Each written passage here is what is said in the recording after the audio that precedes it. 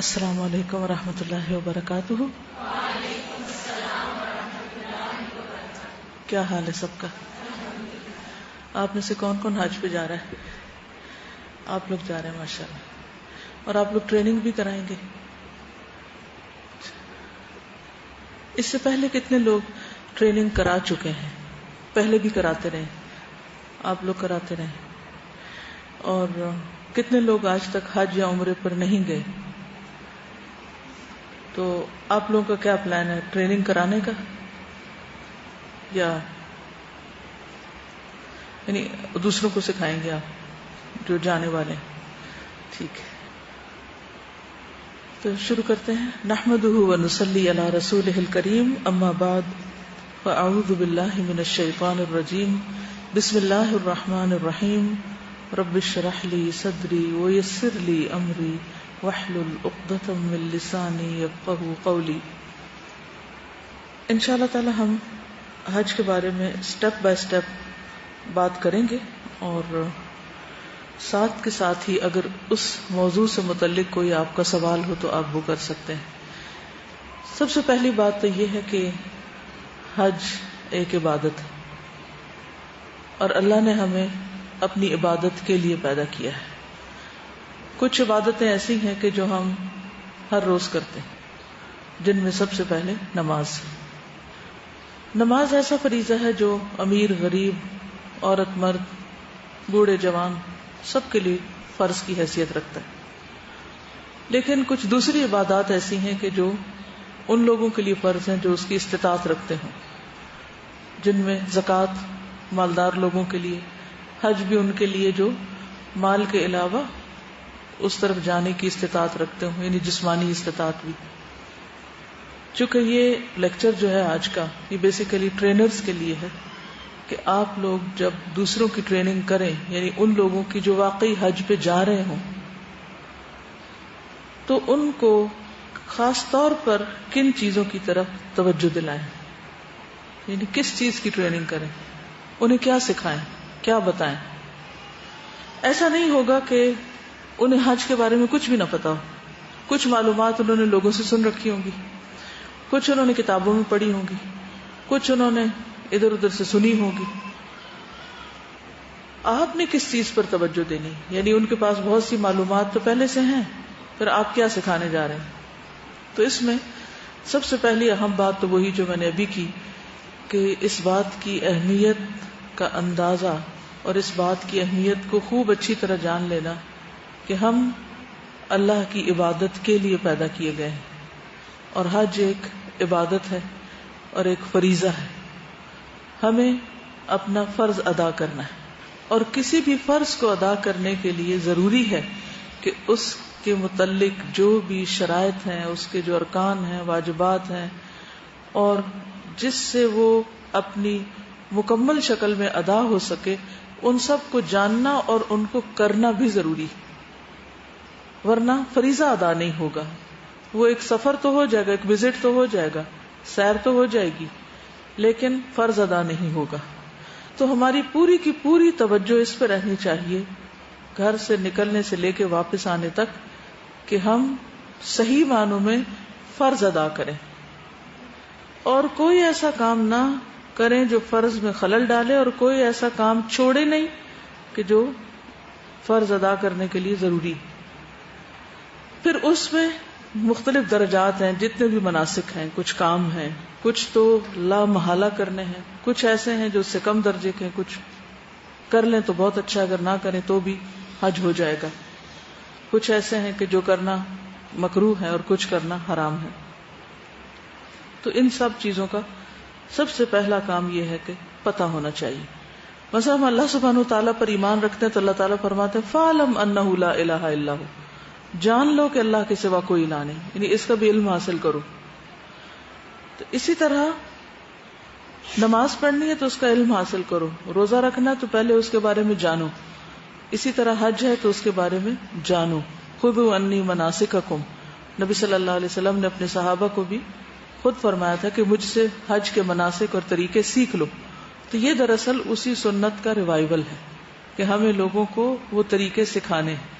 جو نبی صلی اللہ علیہ وسلم نے اپنے ساتھیوں کے سکھائے اور وہ ٹرانسفر ہو کر ہم تک پہنچے. کسی بھی عبادت کی قبولیت میں ایک بہت اہم چیز نیت کا درست ہونا ہے. تو حج کے لیے بھی سب سے پہلی چیز یہی ہے کہ نیت درست ہو, اور نیت صرف اللہ کے لیے. جیسے اللہ تعالیٰ فرماتے ہیں وَأَتِمُّ الْحَجَّ وَالْعُمْرَةَ لِلَّهِ, حج اور عمرہ صرف اور صرف اللہ کے لیے. لہذا اس بات کا اعلان کرنے اور اس بات کے اوپر فخر کرنے اور اس بات کا چرچا کرنے کی کوئی ضرورت نہیں کہ ہم حج کر رہے ہیں یا حج پہ جا رہے ہیں, یا اس کو ایک فیسٹیول بنا دیا جائے. ان چیزوں سے بچنا چاہیے. نہیں, ہر وہ چیز جو نیت میں خرابی کا باعث ہو کہ حج اللہ کی خاطر کرنے کی بجائے اس سے مقصود دنیا طلبی ہو یا لوگوں کی نظر میں نیک بننے کا کوئی جذبہ یا شوق ہو, تو یہ درست نہیں. اس سے بچنے کی ضرورت ہے. اور دوسری چیز عبادت کی قبولیت میں یہ کہ وہ سنت رسول صلی اللہ علیہ وسلم کے مطابق ہو. اس سلسلے میں کئی سال پہلے میں نے ایک لیکچر دیا تھا, حج نبوی کا آنکھوں دیکھا حال. اس میں طویل روایت جس میں نبی صلی اللہ علیہ وسلم کے حج کی ڈسکرپشن حضرت جابر بیان کرتے ہیں, وہ قدم بقدم انہوں نے لکھی ہوئی ہے. تو اس کو پڑھ کے سن کے یوں محسوس ہوتا ہے کہ جیسے ہم اپنی آنکھوں سے دیکھ رہے ہیں کہ کس طرح وہ حج کا قافلہ جا رہا ہے اور کیا کچھ کر رہا ہے. تو اگر نبی صلی اللہ علیہ وسلم کے طریقے کو کہ آپ نے کیا کیا اور جو آپ کے ساتھ تھے انہوں نے کیا کیا, اور وہ اوتھینٹک کتابوں سے ہم پڑھ لیں یا سن لیں, تو انشاءاللہ اس سے پوری پکچر واضح ہو جائے گی. ایک اور اہم چیز یہ ہے کہ آپ سب کو یہ بات بتائیں کہ حج کے بارے میں جو علم حاصل کریں وہ سنی سنائی باتوں پر مبنی نہ ہو, دلیل کے ساتھ ہو. جو بھی کوئی بات کرے, اس کے لیے کافی نہیں ہمارے بزرگ کہتے ہیں یا ہمارے علماء کہتے ہیں یا ہمارے بڑے کہتے ہیں یا ہمارے رشتہ دار یہ کہتے ہیں. نہیں, کیا چیز اہم ہے کہ اللہ کے رسول صلی اللہ علیہ وسلم نے کیا کیا, آپ نے کیا فرمایا, آپ نے کیا پسند کیا. جتنا زیادہ اس سے قریب ترین حج ہوگا اتنا ہی زیادہ وہ اعلیٰ درجے کا حج ہوگا. اس میں ہمیں خاص طور پر اپنی طرف سے تو کچھ باتیں شامل کرنے کی ویسے ہی اجازت نہیں ہے. ٹھیک ہے.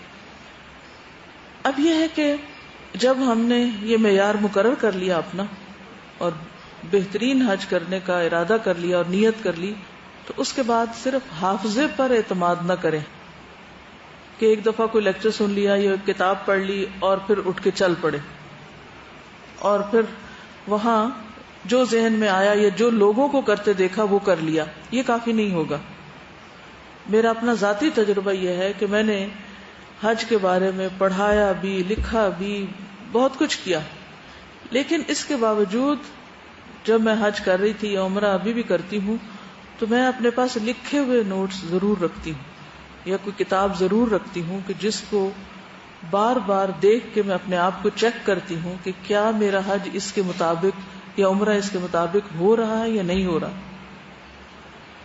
کوئی چیز اس میں سے چھوٹ تو نہیں رہی یا کوئی ایسی چیز تو نہیں کہ جو صحیح طریقے پر نہ ہو رہی ہو. یعنی ایک طرح سے پوری چیک لسٹ اپنے پاس ہر سٹیپ کی ہونی چاہیے کہ جس کو ہم خود چیک کر لیں, چاہے وہ کسی کتاب کو دیکھ کے, چاہے لسٹ بنا کے یا کسی پیمفلٹ کے ساتھ یا کسی بھی طریقے سے, کہ ہم نے یہ سارا کچھ کر لیا ہے, اس میں سے چھوڑا کچھ نہیں.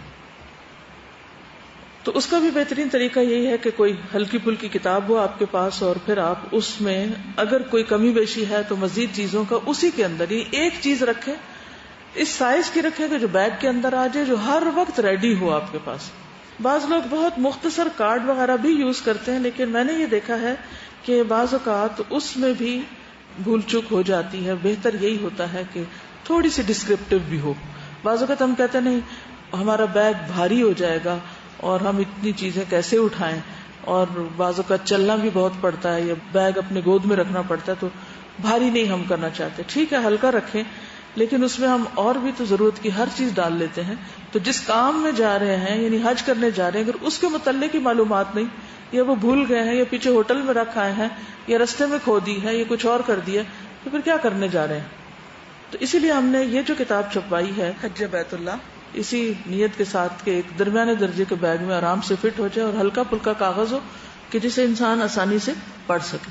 اب یہ ہے کہ جب آپ کوئی بھی کچھ سنیں یا پڑھیں یا کچھ بھی کریں تو اس کو ایک اپنی ماسٹر بک بنا لیں، اور باقی جہاں سے بھی کوئی اچھی بات ملے، کوئی ٹپ ملے، کچھ کریں، ساری ایک کے اندر جمع کر لیں.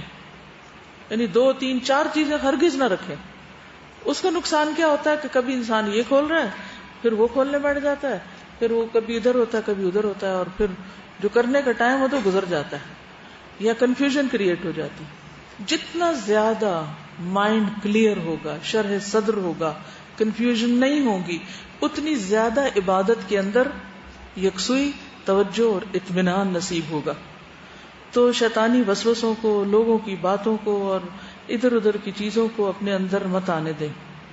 اپنے آپ کو اندر سے خالص کریں، نیت کے اعتبار سے بھی، علم کے اعتبار سے بھی، authentic, pure, to the point, دل میں بھی، حافظے میں بھی اور کتاب میں بھی، اور ریڈی کتاب ہر وقت ساتھ. اب اس میں آپ دیکھیے کہ جب اس کتاب کو آپ دیکھتے ہیں تو اس میں جو ترتیب ہے، سب سے پہلے تو اس میں حج کا معنی وغیرہ بتایا گیا ہے، پھر اس کی اہمیت کے بارے میں اور فضیلت کے بارے میں بتا دیا گیا ہے، اور وہ بھی مستند احادیث کی روشنی میں، آیات کی روشنی میں. پھر یہ کہ حج ہوتا کب ہے اس کے بارے میں بتایا گیا ہے کہ یہ شوال، ذوالقعدہ اور ذوالحجہ جو ہے یہ حج کے مہینے ہیں، جیسے قرآن کہتا ہے الحج اشہر معلومات. پھر اس کے بعد شرائط بتا دی گئی ہیں جن میں مسلمان ہونا، مالدار ہونا، یعنی مانگ تانگ کے لوگوں کو تنگ کر کے یا قرضے لے کے حج نہیں کیا جاتا. پھر اسی طرح آزاد، عاقل، بالغ، صحت مند، راستے کا پرامن ہونا، حکومت کی طرف سے رکاوٹ نہ ہونا، یعنی جھوٹ بول کے حج نہیں کرنا چاہیے، دھوکہ دے کے کسی کو بھی حج نہیں ہونا چاہیے. عورتوں کے لیے جو 2 شرائط ہیں، محرم کا ساتھ ہونا اور حالت عدت میں نہ ہونا، یہ ضروری. اس میں یہ جانے سے پہلے کی شرائط ہیں، جو شخص یہ شرائط پوری کرتا ہو وہ حج پہ جا سکتا ہے. اگر محرم نہیں ہے یا پھر یہ کہ عورت حالت عدت میں ہے جس میں سفر کرنا منع ہے تو اس صورت میں نہیں جانا چاہیے. پھر یہ ہے کہ حج کی اقسام بتا دی گئی ہیں. عام طور پر جو لوگ پاکستان سے حج کے لیے جاتے ہیں، جن کو فقہ کی کتابوں میں آفاقی کہا جاتا ہے، آفاقی ایک ہے نا وہاں کے رہائشی جو حدود حرم کے اندر رہتے ہیں، تو جو لوگ حرم سے باہر رہتے ہیں ان کو آفاقی کہتے ہیں. تو ہم لوگ بھی اسی میں شامل ہو جاتے ہیں، آفاقی میں. ہم لوگ عام طور پر حج تمتع کرتے ہیں، ایک ہی سفر میں عمرہ اور حج دونوں کی نیت کرتے ہیں. پہلے جاتے ہوئے عمرے کی نیت کرتے ہیں، عمرہ کرنے کے بعد فارغ ہو جاتے ہیں. پھر اس کے بعد جب حج کے دن آتے ہیں تو پھر حج کی نیت سے مکہ کے اندر سے ہی، یا اگر مدینہ سے آ رہے ہیں تو وہاں سے احرام پہن کے حج کے باقی مناسک ادا کرتے ہیں. ٹھیک ہے. حج قران بعض لوگ کرتے ہیں، اس میں لکھا ہوا کہ قربانی کا جانور لے جانا اس میں مسنون ہے، ضروری ہے. اب یہاں سے پاکستان سے تو آپ نہیں لے جا سکتے، تو اس صورت میں یہ ہوتا ہے کہ وہاں ادائیگی کر دی جاتی ہے اور پھر حج قران کا لوگ نیت کر لیتے ہیں. لیکن بہتر یہی ہے کہ حج تمتع کیا جائے، یعنی عمرہ بھی اور حج بھی. پھر حج کے ارکان بتا دیے گئے ہیں، پھر واجبات بتا دیے گئے ہیں کہ ارکان کیا ہیں، واجب کیا چیزیں ہیں. واجبات وہ ہیں کہ اگر کوئی واجب رہ جائے یا غلطی ہو جائے اور اس کو لوٹایا نہ جا سکے. ایک تو یہ کہ اگر لوٹایا جا سکے، یعنی کوئی چیز غلط ہو گئی، مثلا آپ ایک کام کر رہے تھے تو ٹھیک نہیں ہوا تو آپ دوبارہ جا کے کر لیں، لیکن وقت گزر چکا ہے، ٹائم گزر چکا ہے، تو اس صورت میں آپ کیا کر سکتے ہیں، دم یا فدیہ دے سکتے ہیں. اور اس میں میقات سے احرام کی نیت کرنا. بعض لوگ جہاز میں سو جاتے ہیں اور میقات گزر جاتی ہے، اور بعد میں اٹھ کے کہتے ہیں کہ وہ اعلان ہو گیا کہ نہیں، تو کہتے ہو تو آدھے گھنٹے سے ہو گیا. اب آپ نے میقات پر نیت نہیں کی، ٹھیک، تو اگر آپ نے میقات سے نیت نہیں کی تو پھر دم دینا ہوگا. اسی طرح زوال آفتاب کے بعد مغرب تک عرفات میں وقوف کرنا، رات مزدلفہ میں گزارنا. بعض لوگوں کی رات واپس عرفہ سے آتے ہوئے اتنا رش ہوتا ہے کہ لازماً کچھ لوگ نہیں کر پاتے، مزدلفہ میں رات نہیں گزار پاتے، تو اس صورت میں ان کو پھر دم دے دینا چاہیے. پھر حلق یا تقصیر کروانا، اگر کسی بیماری کی وجہ سے نہیں کوئی کروا سکا، بال کاٹ ہی نہیں سکا یا منڈوا نہیں سکا، تو اس صورت میں بھی ایام تشریق کی راتیں منا میں گزارنا، جمرات کو کنکریاں مارنا، طواف وداع کرنا. بلا عذر کنکریاں نہیں چھوڑنی چاہیے، لیکن اگر کوئی ایسی صورت ہو گئی تو پھر دم دینا چاہیے. اس میں آپ دیکھیے کہ روانگی سے پہلے کچھ چیزیں ہیں جس میں نیت کا خالص ہونا، قرض ادا کرنا، وصیت تحریر کرنا کہ پیچھے جو بھی ہیں، اگر آپ کوئی مال و متاع چھوڑ کے جا رہے ہیں، کوئی بینک بیلنس ہے، کوئی پراپرٹی ہے، کوئی کسی کا قرضہ دینا ہے، کچھ بھی، ان سب چیزوں کا ایک ڈاکیومنٹ بنائیں. یہ بہت اہم چیز ہے، کیونکہ اگر وارث اپنے وراثت سے محروم ہو گئے اس وجہ سے کہ آپ نے بتایا نہیں کسی کو کہ ان کی کوئی پراپرٹی ہے کیا، یا اسی طرح اگر کسی کا قرضہ آپ نے دینا تھا اور پیسے رکھے ہوئے ہیں لیکن لینے والا ابھی نہیں پہنچا اور آپ ایسے ادا کیے بغیر چلے جاتے ہیں، تو یہ بھی درست نہیں. اس کو کسی کو سونپ کے جانا چاہیے، کسی کے ذمے کر کے جانا، کسی کو وکیل بنانا چاہیے. پھر اسی طرح یہ ہے کہ ذہنی طور پہ تیاری، روحانی، جسمانی، علمی، وہ تو بات ہوگی. پھر پہلے سے ہی باجماعت نماز کی ایک طرح سے عادت ڈالنی چاہیے، اور کتب احادیث وغیرہ جو اس سے متعلق ہے، خصوصاً حج سے متعلق کتابیں، ان کا مطالعہ کرنا. دعائیں یاد کرنے کا اہتمام کرنا چاہیے. بہت سے لوگ وہاں جا کے ہر وقت کتاب کھولے رکھتے ہیں، اور اس کا کئی موقع ایسے آتے ہیں کہ جس میں قطعاً کتاب نہیں کھولی جا سکتی، یعنی بندے سے بندہ یوں ٹکرایا ہوا ہوتا ہے، پھنسا ہوا ہوتا ہے، نہ آپ بیگ سے کچھ نکال سکتے ہیں، نہ آپ اس کو کھول سکتے ہیں، اور نہ آپ کھول کے اس کو پڑھ سکتے ہیں.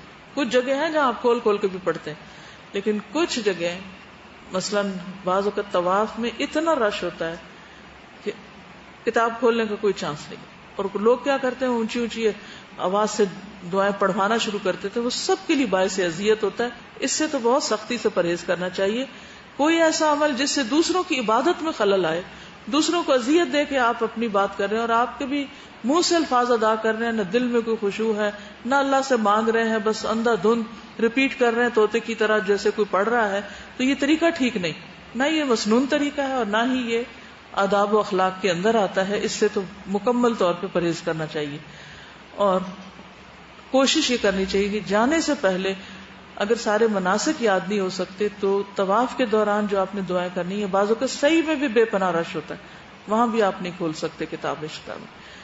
اور بعض اوقات کنکریاں مارتے وقت یا اور اسی طرح کے مواقع ہوتے ہیں کہ اس موقع پہ آپ نہیں کر سکتے، تو دعائیں یاد کریں. ہاں ٹھیک ہے، فرصت کے اوقات ہیں، وہاں بھی ساتھ ساتھ یاد کر سکتے ہیں. دوسرا یہ کہ دعائیں جو ہیں وہ صحیح پروننسیشن اور صحیح تلفظ کے ساتھ یاد کریں، کیونکہ اگر وہ صحیح نہیں ہے تو آپ کچھ سے کچھ مانگ رہے ہیں اور تحریف کے بھی مرتکب ہو رہے ہیں. تو قرآن میں تحریف کرنا یا الفاظ کو بدل دینا جو ہے، چاہے انجانے میں ہی ہو، یہ کوئی معمولی بات نہیں ہے. اللہ کے کلام کو بدلنا اور نبی صلی اللہ علیہ وسلم کے الفاظ کو اپنی مرضی سے کچھ پڑھنا، فاعل کو مفعول پڑھنا یا کچھ اور کرنا، یہ بھی درست نہیں. تو اس سے بچنا چاہیے اور اس کے لیے وقت نکالنا چاہیے کہ صحیح طور پر کسی سے سیکھ لیں. پھر لوگوں کو یہ بتائیے کہ کس طرح سفر پہ کون کون سی چیزیں لے جا سکتے ہیں اور کس طریقے پر وہ اپنے سامان کو مختصر رکھیں. یعنی یہ ایک بہت بڑی نیکی ہوگی، بہت بڑا بھلا ہوگا، سب کا بھلا ہوگا.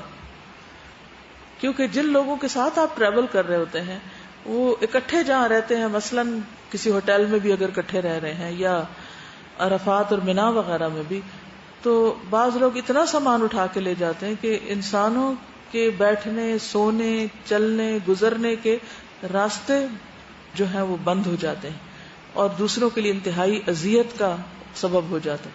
تو اس لیے جتنا کم سے کم سامان ہو اتنا ہی بہتر ہوگا. اس سلسلے میں آپ سوچئے کہ نبی صلی اللہ علیہ وسلم کتنا سامان لے کے گئے ہوں گے، کیا کچھ اکٹھا کر کے لے گئے ہوں گے. جب بھی کوئی چیز رکھنے لگے تو یہ ضرور سوچیں، الا یہ کہ آپ کی دوائیاں ہیں یا آپ کی کوئی ایسی ضرورت کی چیزیں ہیں کہ جن کے بغیر آپ سروائیو نہیں کر سکتے. لیکن ٹھیک ہے، اگر آپ کی وہاں اکوموڈیشن ایسی ہے کہ جس میں آپ 30 دن رہنے جا رہے ہیں اور 30 جوڑے لے کے جا رہے ہیں اور ہر روز ایک جوڑا پہن کے صدقہ کر رہے ہیں اور 2 نہیں رہے مثلاً یا کچھ، وہ ایک الگ بات ہے. لیکن اگر آپ کی اکوموڈیشن لوگوں کے ساتھ کمبائنڈ ہے، جوائنٹ ہے، تو اس صورت میں آپ پھر مختصر چیز. پھر اسی طرح جو بیگ ساتھ لے کے جائیں یا جو سامان لے کے جائیں اس کو بھی دیکھیں کہ وہ صحیح، اس کے کنڈے، اس کے سٹریپس وغیرہ مضبوط بھی ہیں یا نہیں. یہ نہ ہو کہ وہاں ٹوٹ جائے اور وہاں آپ کہاں کس موچی کو ڈھونڈیں گے یا بازار سے کہاں سے ڈھونڈیں گے. تو اس لیے وہ دوسروں کے لیے بڑی اذیت ہو جاتی، کیونکہ اتنا سامان ہوتا ہے کہ وہ جب اٹھاتے ہیں تو بعض اوقات بہت بے دردی سے اٹھاتے ہیں اور پھینکتے ہیں، تو پھر مشکل پڑتی. یعنی ہم نے نیت یہ کرنی ہے کہ اس سفر میں مجھے اپنی ذات سے کسی کو تکلیف نہیں دینی، نہ اپنے سامان کے ذریعے، نہ اپنے لباس کے ذریعے کہ اس میں کوئی اسمیل آ رہی ہے، نہ اپنی گفتگو کے ذریعے، نہ اپنی آوازوں کے ذریعے، نہ اپنی عبادتوں کے ذریعے. یعنی ان سارے کاموں سے بچنا ہے جس سے کسی کو کوئی اذیت پہنچے. ہاں اس کے برعکس یہ نیت رکھنی ہے کہ مجھے وہ کام کرنے ہیں جس سے میں دوسروں پر احسان ہی کرتی رہوں، احسان جتاؤں نہیں، احسان کرتی رہوں. یعنی اچھا احسان کرنا کیا ہے کہ کوئی آپ کے ساتھ نہیں اچھا کر رہا مگر آپ اچھا کر رہے ہیں.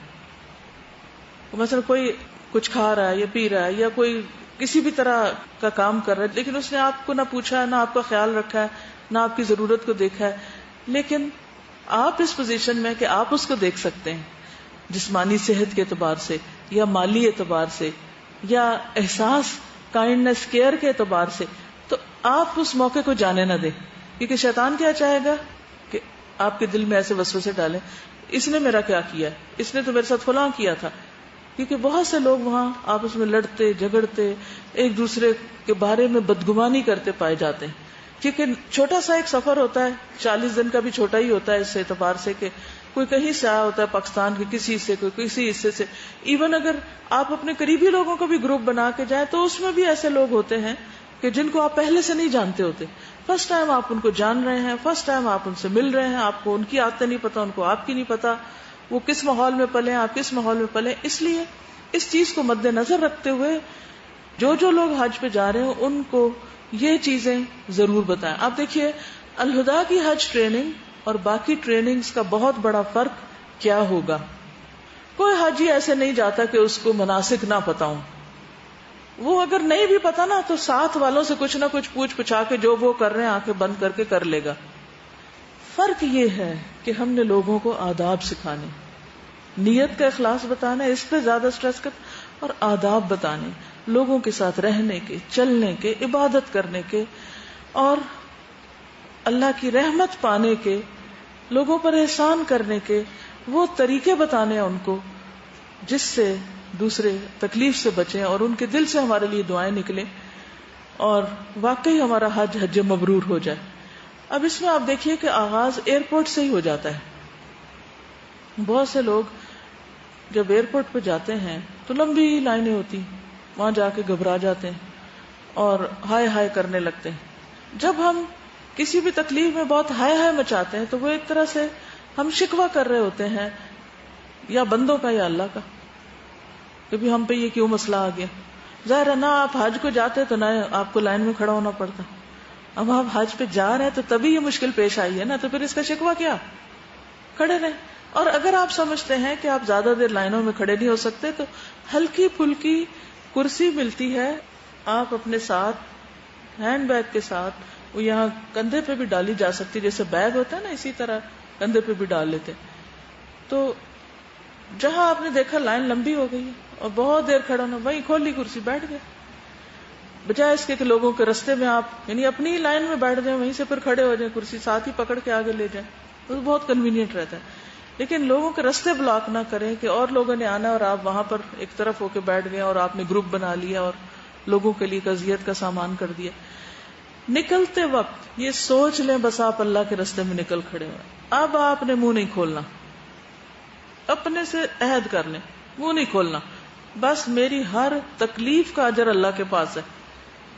ہاں کسی اصلاح کے لیے کھولنا ہے، کسی کی مدد کرنے کے لیے، کسی کو اچھی بات بتانے کے لیے، کسی کے سوال کا جواب دینے کے لیے، کسی کی ضرورت پوری کرنے کے لیے، امر بالمعروف اور نہی عن المنکر کے لیے. لیکن شکوے شکایت کے لیے، کمپلینٹس کے لیے، ڈانٹ ڈپٹ کے لیے، جھگڑے فساد کے لیے، بے وجہ دوسروں کے معاملوں میں دخل اندازی کرنے کے لیے یہ نہیں کرنا. ہم نے بس نیت کر لی کہ بولنا نہیں ہے، میں نے کم سے کم بولنا ہے، ضرورت کا بولنا ہے. یہ سب حاجیوں کو آپ نے بتانا.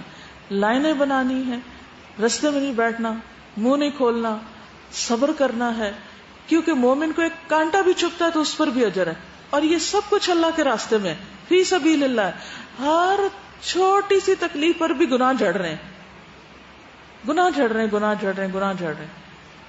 اور پھر آخرت کو یاد رکھتے ہوئے کہ میدان حشر میں کیا ہوگا، جو اتنا لمبا دن ہے، اور پل صراط پہ کیا ہوگا، تو اگر ہو سکے تو حج کی ٹریننگ کے کوئی ایک لیکچر میں آپ آخرت کا ذکر ڈال دیں، کیونکہ حج کا سفر آخرت کے سفر سے بہت ملتا جلتا ہے.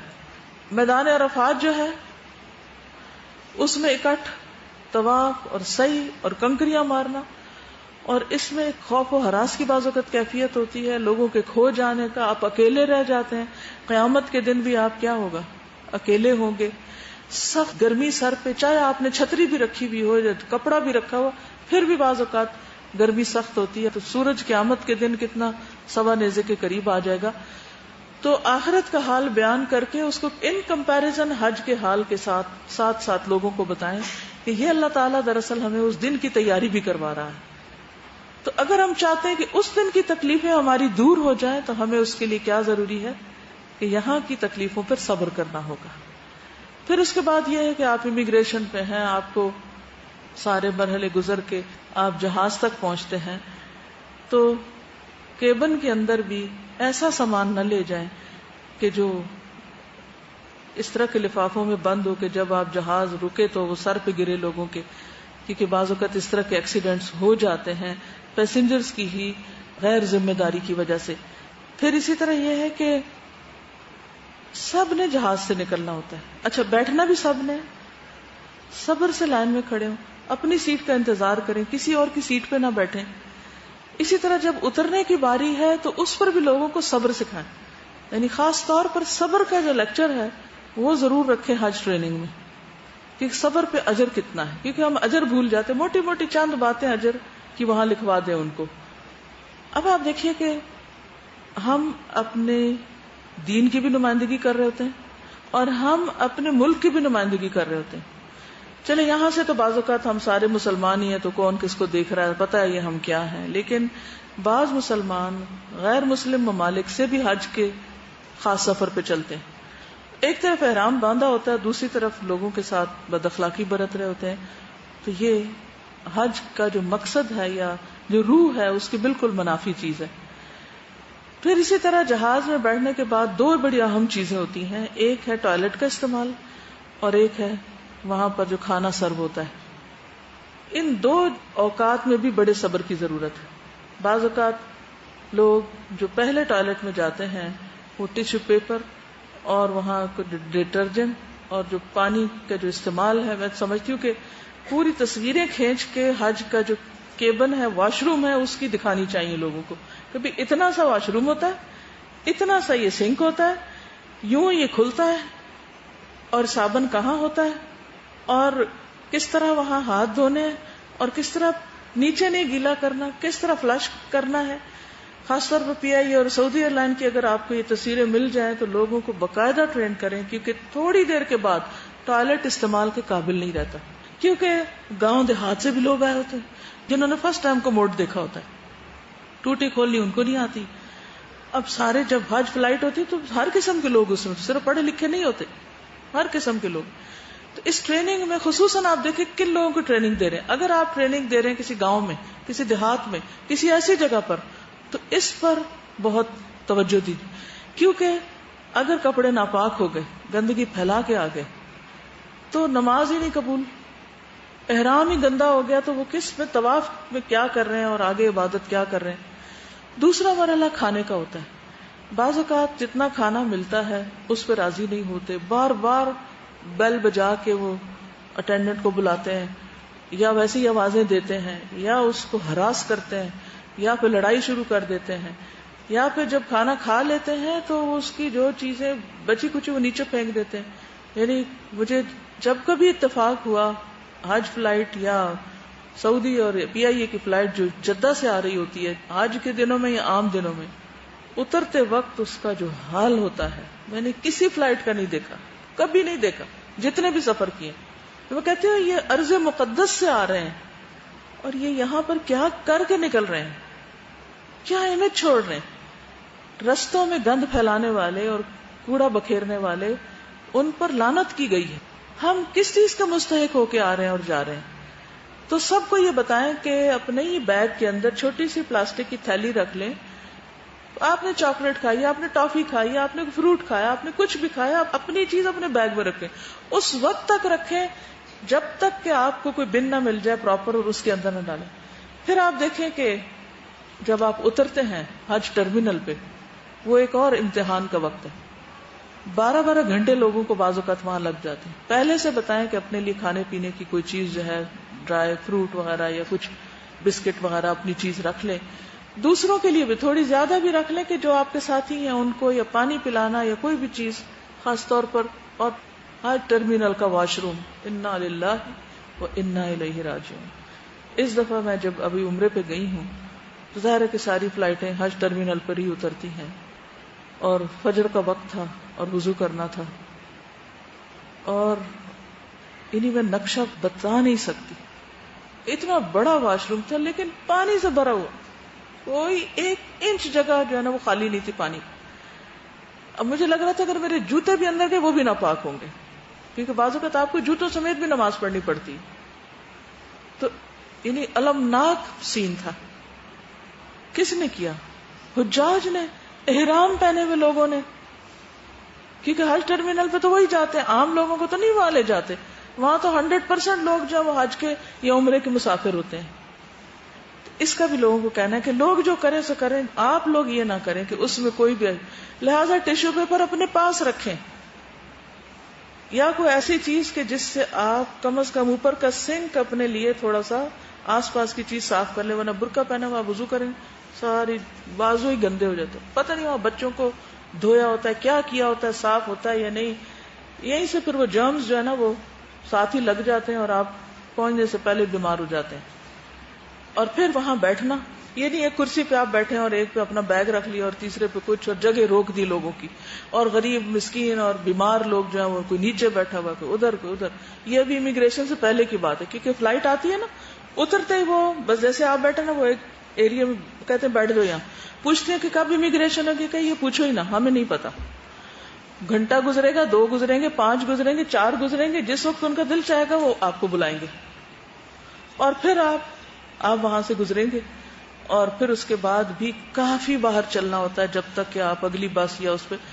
پھر چونکہ سامان لوگوں کے بے تحاشا ہوتے ہیں، وہ چڑھتے اترتے، پھر سیٹ لیتے اور وہ بس میں انٹر ہوتے. پھر وہاں لڑائیاں جھگڑے شروع ہو جاتے ہیں، ایک دوسرے سے پہلے جانے کی کوشش کر رہے ہیں یا ایک دوسرے چیخ چلا رہے ہیں. اور خصوصاً وہ لوگ زیادہ ہی تنگ کرتے ہیں جو گروپ میں ہوتے ہیں.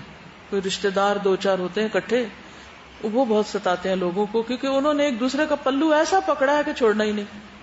بھئی اس خوف میں کہ کوئی ہم سے چھٹ نہ جائے، بہتر ہے کہ آپ اپنا کہیں سی کے لکھ کے اپنا بیج لگائے رکھیں ہر وقت، کہ آپ کو نام آپ کا پتا ہو، یہ جو بھی طریقہ ہو بہتر.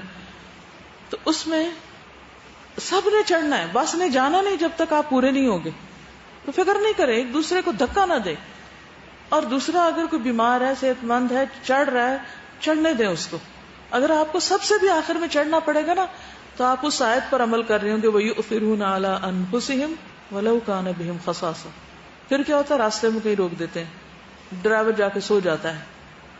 اب اس میں کوسنے نہیں دینے، کیونکہ اگر وہ اس حال میں چلائے گا نا، کیونکہ ان لوگوں کی بھی ڈیوٹیز کیا ہوتی ہیں، مسلسل وہ ڈیوٹی دے رہے ہوتے ہیں. انہوں نے انہیں وقفوں میں سونا ہوتا ہے، وہ آپ سے زیادہ انتظار کر رہے ہوتے ہیں.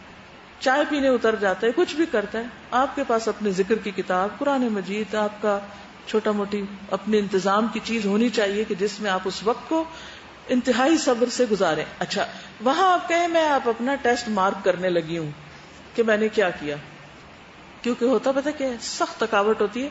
چھوٹی سی بھی کوئی بات آپ سے پوچھے گا نا تو آپ ایک دم پتہ بھی نہیں چلے گا آپ کو کہ آپ احرام میں ہیں اور آپ نے جواب کیسے دیا. اب ہوتا ہے بعض اوقات کہ جیسے آپ کے پاس بیگ ہے، سارے پیسے آپ کے پاس ہیں، اب کوئی چیز خریدنی ہے، ہو سکتا ہے آپ کے شوہر ساتھ ہیں، بھائی ساتھ ہے، بیٹا ساتھ ہے، وہ آپ کو آ کے کہے گا پیسے دے دیں. اب آپ تھکے بیٹھے ہیں اور بیگ میں اتنا کچھ بھرا ہوا ہے کہ وہ پیسے نکالنے میں بھی آپ کو تکلیف ہو رہی ہے. تو مثلاً آپ کے سب کام مجھ پہ کیوں چھوڑ دیتے، جاؤ خود رکھ لو، نکال لو، خود ہی نکال لو اس میں سے. اب فیل ہو گئے نا آپ تو. یا وہ آپ کو ستا رہے ہیں، جلدی کرو بس جانے والی ہے، جلدی سے پیسے نکالو. اس وقت آپ بھی فوراً غصے میں آ جاتے ہیں. چاہے کوئی اشتعال دلائے تو بھی کہنا میں تو اب اپنے نمبر لگانے لگی ہوں کہ کتنا صبر کیا ہے، بولی ہوں کیا، کیسے بولی ہوں. اپنے بولنے پہ، لکس پہ، ہر چیز پہ نظر رکھنی ہے. آپ کہیں میں احرام میں ہوں، میں احرام میں ہوں، میں احرام میں ہوں. جب تک آپ مکہ پہنچتے ہیں نا، آپ کو بخار وغیرہ چڑھ چکا ہوتا ہے اور آپ کو اتنی تھکاوٹ ہوتی ہے کہ آپ حرم میں جانا اور پھر وہاں اگر جانا ہے تو پھر اگر سب نے جانا ہے اکٹھے، یا پھر وہ آدھی رات کو جانا ہے یا آدھے دوپہر کو جانا ہے، جس وقت پھر ایک اور آزمائش ہوتی ہے، خصوصاً ان حاجیوں کے لیے جن کو عزیزیہ میں ٹھہراتے ہیں جا کے یا کہیں بہت دور ٹھہراتے ہیں کہ پیدل چلا کے لانا ہے. اب اس صورت میں ضروری نہیں ہوتا کہ مکہ پہنچتے ہی دڑ سامان رکھو اور آپ عمرے پہ نکل جاؤ، طواف پہ نکل، کوئی بات نہیں. مجھے نہیں معلوم کہ مختلف گروپس کی کنڈیشنز کیا ہوتی ہیں، وہ ساتھ لے جانا چاہتے ہیں یا آپ کو آزادی دیتے ہیں کہ آپ الگ اپنا کر لیں. اگر وہ آپ کو آزادی دیں تو اس صورت میں پھر کیا ہے کہ آپ آرام سے نہائیں دھوئیں، ریسٹ کریں، پین کلر ساتھ رکھیں، بخار وغیرہ کی دوائی ساتھ رکھیں، اور ایسی جگہ رکھیں جہاں فوراً نکلے. بڑے بکسے میں نہیں بند کر کے رکھنی، کیونکہ کچھ لوگ بیگ ہلکا کرتے کرتے ایسی ساری ضرورت کی چیزیں بہت اندر گھسا دیتے. چھوٹے پیک میں 2-4 چھوٹی چھوٹی گولیاں رکھ لیں. اس میں کیا ہے کہ آپ وہ لے لیں اگر آپ کو سونا ہے یا کچھ بھی کرنا ہے کہ آپ پوری دل جمی سے عمرہ کر سکیں. آپ پورا اپنا ٹائم لے لیں، نمازیں وغیرہ پڑھیں، آرام کریں، اور اس کے بعد جس وقت آپ خوش ہوں تو خوشی خوشی اللہ کے گھر کی طرف جائیں. تو اس سے انشاءاللہ تعالیٰ یہ ہوگا کہ آپ کا جو عبادت ہے نا وہ بوجھ نہیں بنے گی. ورنہ اگر آپ نیند میں ہیں تو آپ کھڑے کھڑے بھی سونے لگیں گے، طواف میں بھی آپ سو جائیں گے، دعا نہیں پڑھ پائیں گے، صحیح میں بھی آپ کو نیند آنے لگ جائے گی اور آپ کہیں گے بس کس وقت ختم ہو. ہر تھوڑی دیر میں کتنا چکر ہو گیا، کون سا چکر ہے، کتنا رہ گیا. یہ نہیں ہونا چاہیے. ان چیزوں سے پرہیز کریں کیونکہ آپ مسلسل اللہ کی نگاہ میں، اللہ آپ کو دیکھ رہا ہے. اور اگر اللہ تعالیٰ خوش نہیں ہے آپ کی اس حالت پہ تو پھر کس کے لیے گئے وہاں؟ کسی اور کے لیے تو گئے ہی نہیں. تو ہر وقت نگاہ میں ذہن میں یہی ہو، اللہ کو راضی کرنا، اللہ کو راضی کرنا، اللہ کو راضی. اللہ میرے بیٹھنے پہ راضی تو میں بیٹھوں گی، اللہ اس پہ راضی ہے کہ میں انتظار کی اس میں حالت میں ہوں تو اس پہ ہر حال میں. اور پھر مختلف سچویشنز جو آپ کے امیجنیشن اور ایکسپیکٹیشن کے خلاف ہوں ان پر اصل امتحان ہوتا ہے صبر کرنے کی. کیونکہ یہاں سے ہم دیکھتے ہیں تصویریں، واہ کتنی خوبصورت تصویر ہے، اور روتے ہیں دیکھ کے، اور حج کی مووی دیکھ کے روتے ہیں، اور پھر تڑپتے ہیں اور پیسے جمع کرتے ہیں، اور پھر جب وہاں پہنچتے ہیں تو تھکے ہوئے ہوتے ہیں، اور پھر نہ خانہ کعبہ دیکھ پاتے ہیں اور نہ ہی کوئی چیز اچھی نہیں لگتی بعض اوقات تھکاوٹ کے مارے. تو وہ کیفیت نہ آنے دیں، اس کو کنٹرول کریں. باقی یہ ہے کہ احرام کی حالت میں جو احرام سے پہلے انسان کو ناخن واخن کاٹ لینے چاہیے، غسل کر لینا چاہیے، تیاری بہتر طور پہ. اور پھر عمرہ کرنا ہوتا ہے لبیک عمرہ، کیونکہ تمتع میں پہلے عمرہ کرنا ہوتا ہے. حج ہو تو لبیک حج یا حجن، اور اگر قران ہو تو لبیک عمرتن و حجن، نیت کے جو الفاظ ہیں. احرام میں خاص طور پر جو لوگوں کے اندر ایک عام عادت پائی جاتی ہے، احرام کے نفل پڑھتے ہیں. احرام کی کوئی نفل نہیں ہے، ٹھیک ہے. ویسے آپ سفر سے پہلے نفل پڑھ کے اللہ کو یاد کر کے دعا مانگ کے چلے تو چلے، احرام کے نفل نہیں ہوتے. پھر یہ ہے کہ تلبیہ صحیح الفاظ آنے چاہیے صحیح طور پر، اور تلبیہ زبانی یاد کروا کے چھوڑیں، کیونکہ اگر تلبیہ یاد نہیں ہے تو پھر وہ ہر وقت کتاب نہیں کھول کے آپ پڑھ سکتے. عورتیں بھی پڑھے، مرد بھی. اس سے میں نے عام طور پہ دیکھا ہے اگر بس میں ہو تو بہت دفعہ نیند بھی آ جاتی ہے، لیکن بعض اوقات لوگ چپ کر کے بیٹھے رہتے ہیں، پڑھتے نہیں. اگر دوسرے کو پڑھ رہے ہیں تو وہ سمجھتا ہمارا بھی ان کی طرف سے ہی ہو جائے گا. نہیں، خود منہ سے بولیں. خصوصاً اگر آپ ٹیکسی میں جا رہے ہیں، چھوٹی سواری ہے یا کچھ، تو بہت سے لوگ کیا کرتے ہیں، وہ آپس میں باتیں شروع کر دیتے ہیں. وہ جی سفر میں یہ ہوا، جی فلائٹ اتنے گھنٹے لیٹ ہو گئی، جو فلانا ہو گیا. پھر یہ باتیں کیا فائدہ، ہو گئی ختم. یعنی وہ باتیں جو سب کو پتہ ہے، پھر ان کو آپ کیوں کر رہے ہیں؟ تک نہیں بنتی کوئی. تو لغو باتوں میں سے جس کا کوئی نفع مند علم نہیں ہے، وہ ہر بات کرتے ہوئے سوچیں کہ اس کا فائدہ کس کو ہوگا، یعنی صرف وقت گزاری ہے. پھر اسی طرح یہ الفاظ بھی ادا کیے جاتے ہیں، اللہم حجۃ لا ریاء فیہا ولا سمعہ، حج ایسا کہ جس میں نہ ریاکاری نہ دکھاوا، شہرت کی کوئی طلب ہی نہیں. پھر اس کے علاوہ جو عموماً یعنی چھوٹی چھوٹی وہ جو ساری ڈوز اینڈ ڈونٹس ہیں وہ بک میں لکھے ہوئے ہیں. جس چیز پہ عموماً کنفیوژن ہوتی ہے میں اس پہ تھوڑی تھوڑی بات کر کے آگے چلوں، کیونکہ پوری کتاب تو پڑھانے کا وقت نہیں. کنفیوژن کیا ہوتی ہے کہ عورتوں کا احرام کیا ہے. مردوں کا احرام سر ننگا رکھنا ہے، اور عورت کا احرام چہرہ پر نقاب نہ کرنا ہے، چہرہ ننگا کرنا ہے. ٹھیک ہے، یہ احرام کا ایک خاص لباس کا حصہ ہے، رائٹ. اب آپ دیکھیں کہ یعنی مردوں کو سر کے اوپر کچھ بھی، نہ ٹوپی نہ تولیہ، کوئی چیز نہیں رکھنی. اسی وجہ سے تو اہل عرب جب گھر سے نکلتے تھے اور واپس جانا پڑتا تھا تو وہ دروازے سے نہیں گزرتے تھے کہ اوپر سے وہ آ جائے گی. اس زمانے میں کاریں تو نہیں تھی، تو بعد میں آئیں، ورنہ تو کوئی کار میں بھی نہ بیٹھتا کہ اوپر سے کور ہو جاتی ہے کار. اینی تو یہ ایک بالکل من گھڑت سی چیز تھی، بدعت تھی ان کی. تو اللہ تعالیٰ نے کہا نہیں، دروازے سے گزر جاؤ، اوپر سے اگر کوئی چیز سر کے اوپر آ گئی ہے کچھ فاصلے پر تو کوئی حرج نہیں ہے. احرام جو ہے وہ نیت کا نام ہے عورت کے لیے خصوصاً، جس میں اس کو اپنا ہی جو لباس وہ عام طور پہ پہنتی ہے گھر سے نکلتے وقت وہی پہنے گی. صرف فرق کیا ہے کہ نقاب نہیں پہننا، اور نقاب جو وہ سلا ہوا کپڑا ہوتا ہے یہ نہیں پہننا. پھر کیا پہننا ہے؟ ان سلی اوڑھنی، دوپٹہ یا چادر یا کوئی بھی چیز جو ان سلی ہو. ان سلی میں کوئی کناریاں شناریاں نہیں لگائیں اس کو، کوئی لیس، سمپل اوڑھنی کاٹن کی جو ہے وہ سب سے آسان رہتی. کچھ حصہ اگر آپ سر پہ رومال کی شکل میں باندھ لیں پیچھے تاکہ بال باہر نہ نکلے، اور اگر ریشمی ہے خاص طور پر اوپر کی اوڑھنی تو اس صورت میں سلپ نہیں ہوتا اور سکون رہتا ہے بالوں کو کاٹن کی وجہ سے. ورنہ یہ ہے کہ سیدھا دوپٹہ جو ہے نا آپ کا تو کلرڈ اور فینسی نہیں ہو، سمپل ہو، بلیک ہو یا بلو ہو، یا اس میں اگر چھوٹی موٹی پھلکاری بھی ہے بلیک اینڈ وائٹ قسم کی، تو اس کا فائدہ یہ ہوتا ہے کہ پہچان ہو جاتی ہے کہ کون جا رہا ہے، یعنی ایک دوسرے کو ڈھونڈنے میں آسانی ہو جاتی. اب اس میں کیا ہے کہ آپ ذرا سا اس کو پن لگا لیں. پن لگانا منع نہیں ہے، احرام کی خلاف ورزی نہیں ہے، ٹھیک، سیفٹی پن ہے. اس قسم کی پن ہو تو وہ زیادہ بہتر ہے کہ وہ آپ ایک دفعہ اچھی طرح لگا لیں. ٹھیک ہے، اب اس کو آپ نیچے سے ذرا تھوڑا اوپر کر لیں، اوپر سے اس کو تھوڑا اور کھینچ لیں، کافی ہے. یعنی کہ تھوڑا سا اگر ناک ننگا بھی ہو گیا یا آنکھیں ننگی ہے تو کوئی حرج نہیں، اس طرح آپ جا سکتے ہیں. اب آپ دیکھیے کہ اگر عورت بالکل اسی ڈریس میں جیسے ہم یہاں جیسے اپنے اسکارف پہنتے ہیں اور اسی سٹائل میں آپ بند کر رہے ہیں اور سب کچھ کر رہے ہیں تو پھر وہ کوئی ڈفرنس نہیں ہے. کچھ نہ کچھ فرق ضرور ہونا چاہیے. ٹھیک ہے نا، وہی اسکارف کا سٹائل اور وہ جو ہم یہاں پہن کے رکھتے ہیں اس کو اگر چینج کر لیں تو زیادہ بہتر ہے. اور عرب خواتین کو اگر آپ دیکھیں گے کہ جو چہرہ ڈھانکتی ہیں وہ اسی طرح ہوتا ہے کہ ان کا یہ جو اوپر کا کپڑا ہوتا ہے، یہ جو سائڈ کا، تو اس کو اس طرح کرتی ہیں کہ اوپر سے یوں گرا لیتی ہیں، یعنی کہ پیچھے سے لا کے. اس میں کوئی حرج نہیں کہ ناک کو لگ رہا ہے، گال کو لگ رہا ہے، کہاں لگ رہا ہے کہاں نہیں. لیکن جب اللہ کے رسول صلی اللہ علیہ وسلم نے فرما دیے کہ نقاب نہیں پہنو تو نہیں پہننا چاہیے. ٹھیک ہے، کسی وجہ سے منع کیا ہوگا نا. اور عبادت کس چیز کا نام ہے؟ اطاعت کا نام ہے، فرما برداری کا نام ہے. تو احرام کس کو کہتے ہیں؟ نیت کو. ٹھیک ہے نا. مردوں کے لیے سفید 2 چادریں، چاہے تولیوں چاہے سادی چادریں.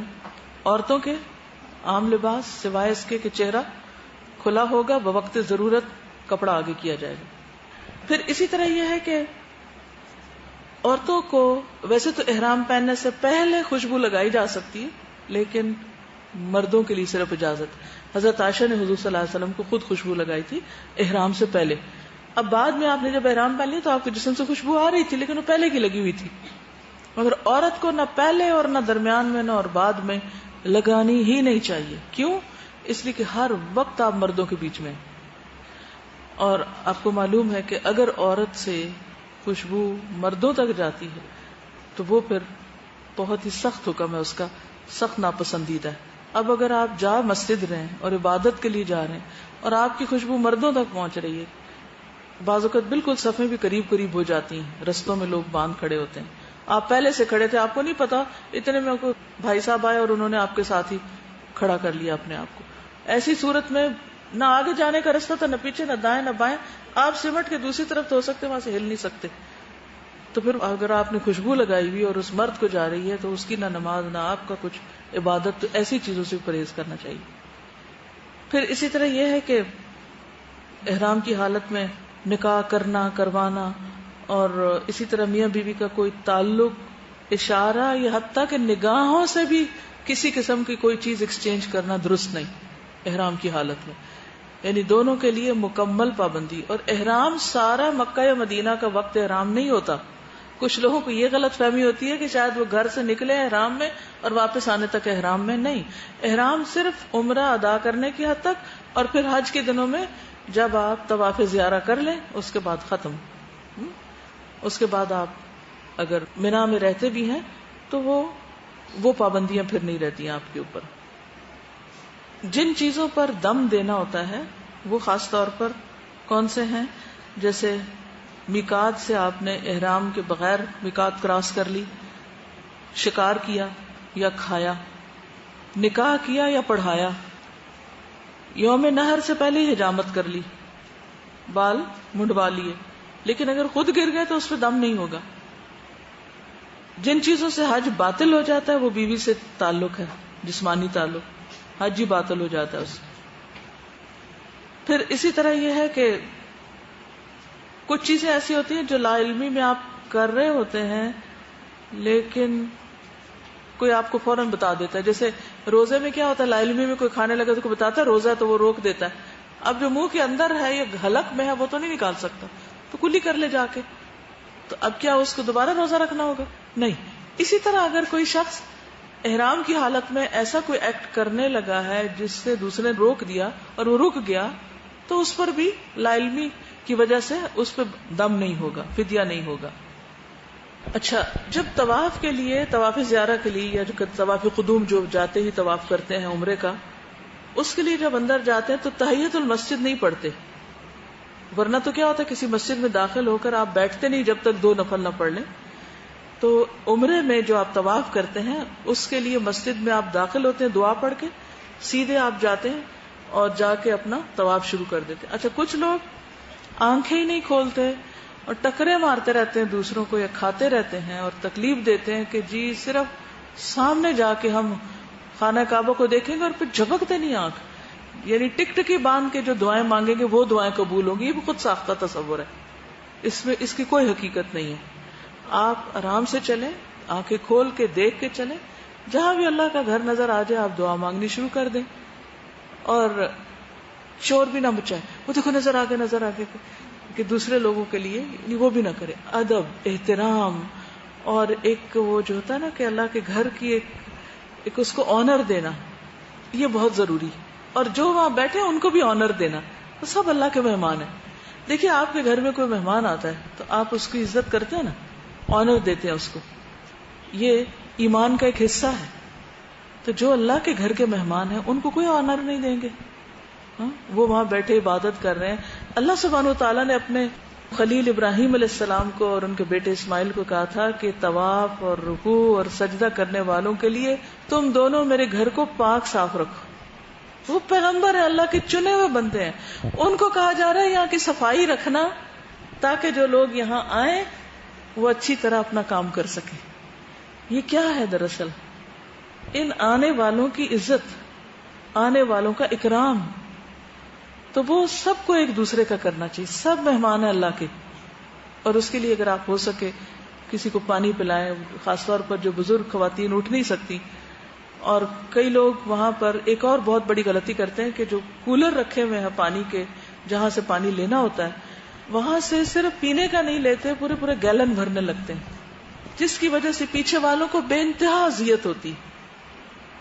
اس کے لیے آپ دیکھیے کیا فرق پڑتا ہے. آپ کئی جگہوں پر وہ مزدوری پر جو لاتے ہیں زمزم ڈھو کر، تھوڑا باہر کی طرف ہو تو 5 ریال کی بڑی گیلن ملتی، اور رش ہو رمضان کا یا حج کا تو شاید وہ 20 تک کی بھی دیتے ہیں. تو خرید لیں اگر وسعت ہے. نہیں، کوئی بھی پانی پی لیں دھکا دے کے. اور آپ کو پتا پانی روکنے کا گناہ کتنا ہے. اور پھر کئی لوگ تو اس کو ضائع اتنا کر دیتے ہیں، ٹوٹی کھول دیتے ہیں اور وہ بہہ جاتا ہے اور پھر باقی لوگ محروم رہ جاتے ہیں اور پیاسے رہ جاتے ہیں. یاد رکھیے وہ پانی پینے کا ہے، وہ وہاں جمع کرنے کا نہیں ہے. وہاں سے کئی لوگ پھر بانٹ رہے ہوتے ہیں. اچھا، اس میں بھی کچھ لوگ لے لیتے ہیں اور پھر اکٹھا کر لیتے ہیں اپنے لیے اور دوسروں کو محروم کر دیتے ہیں. اس سے بھی بچنا چاہیے. اپنے حصے کا ہی لیں، پیئیں، بس بات ختم. اور پی کے پھینکے نہیں، کوڑا ساتھ ہی رکھیں اپنے. اس پہ لکھا ہوتا ہے نا پینے کا پانی. جی جی بالکل. تو پھر کیا کرنا چاہیے؟ پینا ہی چاہیے. ہاں جی. تو پھر اس چیز سے منع کریں ٹریننگ میں کہ ایسا کام نہیں کرنا. جیسا کہ آپ کی کیسٹ میں ہے کہ چھوٹی سی باٹل اپنے پاس رکھیں اور چھوٹا سا تولیہ، تو اس پر آپ وضو کر لیں تو درست ہے. ہاں جی، پتا ہے کہ نہیں وضو رہتا تو نماز سے پہلے چھوٹی سی باٹل ساتھ رکھیں اور اس سے اپنا ادھر ہی کچھ کر لیں، کیونکہ بغیر وضو کے نماز اس کا بہت بڑا گناہ ہے. اس کا بڑا خیال رکھیں کیونکہ اس پر بڑی سخت تکلیف ہوتی ہے. لوگ حرم میں صبح سے جا کے بیٹھ جاتے ہیں، پھر نیند آتی ہے تو ذرا لیٹ جاتے ہیں. آپ کو پتا ہے کہ ٹیک لگا کے اگر بیٹھے تو وضو چلا جاتا ہے، چاہے آپ کا نہیں گیا لیکن آنکھ بند نہیں. اگر بغیر اس کے آپ یوں جھک جھک کے آپ سو گئے ہیں تو کوئی حرج نہیں، لیکن اگر آپ یوں بیٹھ کے سو رہے ہیں ٹیک لگا کے تو پھر آپ کا وضو نہیں. اب اگر آپ حرم میں بیٹھے ہیں اور آپ سو گئے ہیں، سونے سے سوائے ایک صورت کے کہ آپ ایسے بیٹھے ہوئے تھے اور گردن جھک گئی، اس کے علاوہ سونے کی جو بھی قسم ہے اس سے وضو باطل ہو جاتا ہے. ایک حدیث میں آتا ہے اور یہ صحیح حدیث ہے کہ ایک شخص کو قبر میں 100 کوڑے مارنے کا حکم ہوگا. وہ چیخے گا، چلائے گا، فریادیں کرے گا اور کہے گا کہ مجھے چھوڑ دیا جائے. آخر اس کی فریادوں سے ایک کوڑا باقی رہ جائے گا. جب وہ ایک کوڑا اس کو پڑے گا جو معاف نہیں کیا جائے گا، وہ ایک پڑے گا تو اس کی قبر آگ سے بھر جائے گی. جب اس تکلیف سے اس کو افاقہ ہوگا تو وہ پوچھے گا یہ کوڑا مجھے کیوں مارا گیا، میری کیا غلطی ہے؟ تو اسے بتایا جائے گا کہ یہ تم نے ایک نماز بغیر وضو کے پڑھی تھی، ایک نماز جو بغیر وضو کے پڑھی تھی اس کا یہ عذاب ہے. اور دوسرے، تم ایک مظلوم کے پاس سے گزر رہے تھے، تم نے اس کی مدد نہیں کی تھی. اب آپ دیکھیں یہ معمولی جرم نہیں ہے بغیر وضو نماز پڑھنا. اور کوتاہی سے بعض لوگ جیسے ہوتا پتہ کیا ہے، رات رات جاگے ہوئے ہوتے ہیں، تھکے ہوئے ہوتے ہیں، ہر ایک کو نیند آ رہی ہوتی، وہ کیفیت ہی ایسی ہوتی ہے، یہ رش ہوتا ہے، حبس ہوتی ہے، بعض اوقات ویسے آپ اونگنے لگتے ہیں. اگر آپ کو بہت نیند آ رہی ہے اور آپ اونگنے لگے ہیں تو بس آپ اس طریقے پہ بیٹھ جائیے کہ گردن جھک کے رائٹ لیفٹ آپ تھوڑا سا، اگر آنکھ بند ہوتی ہے تو حرج نہیں، لیکن لیٹنا، ٹیک لگانا، ان سب چیزوں سے پرہیز کیجیے. کیونکہ آپ کو پتہ ہے کہ آپ اتنی دیر میں وضو کرنے نہیں جا سکتے کہیں، تو اس سے بچنے کی ضرورت ہے. یہ اویئرنیس نہیں ہے لوگوں میں. کیونکہ میرے سامنے حرم میں ایک دفعہ پہلے میں نے ذکر کیا تھا، ایک خاتون خراٹے لیتی ہوئی سوتی اٹھ کے نماز کے لیے کھڑی ہوگی، لوگ اسے منع کر رہے ہو، باز نہیں آ رہی. تو میں نے اس کا ہاتھ پکڑا اور اس کو نصیحت کی تو جو وضو کرنے چلی گئی. اگر کوئی اور بھی ایسا کر رہا ہے تو اس کو یہ حدیث شیئر کریں، لکھی ہوئی بھی آپ کو مل سکتی ہے حدیث، جو آپ کو پراپر ورڈنگ میں، یہ نہیں کہ اپنے پاس سے باتیں کہانیاں بنا کے ان کو بتائیں کہ یہ حدیث ہے. آپ بے شک چھوٹے چھوٹے ٹکڑے اس کے کاٹ کے لے جائیں.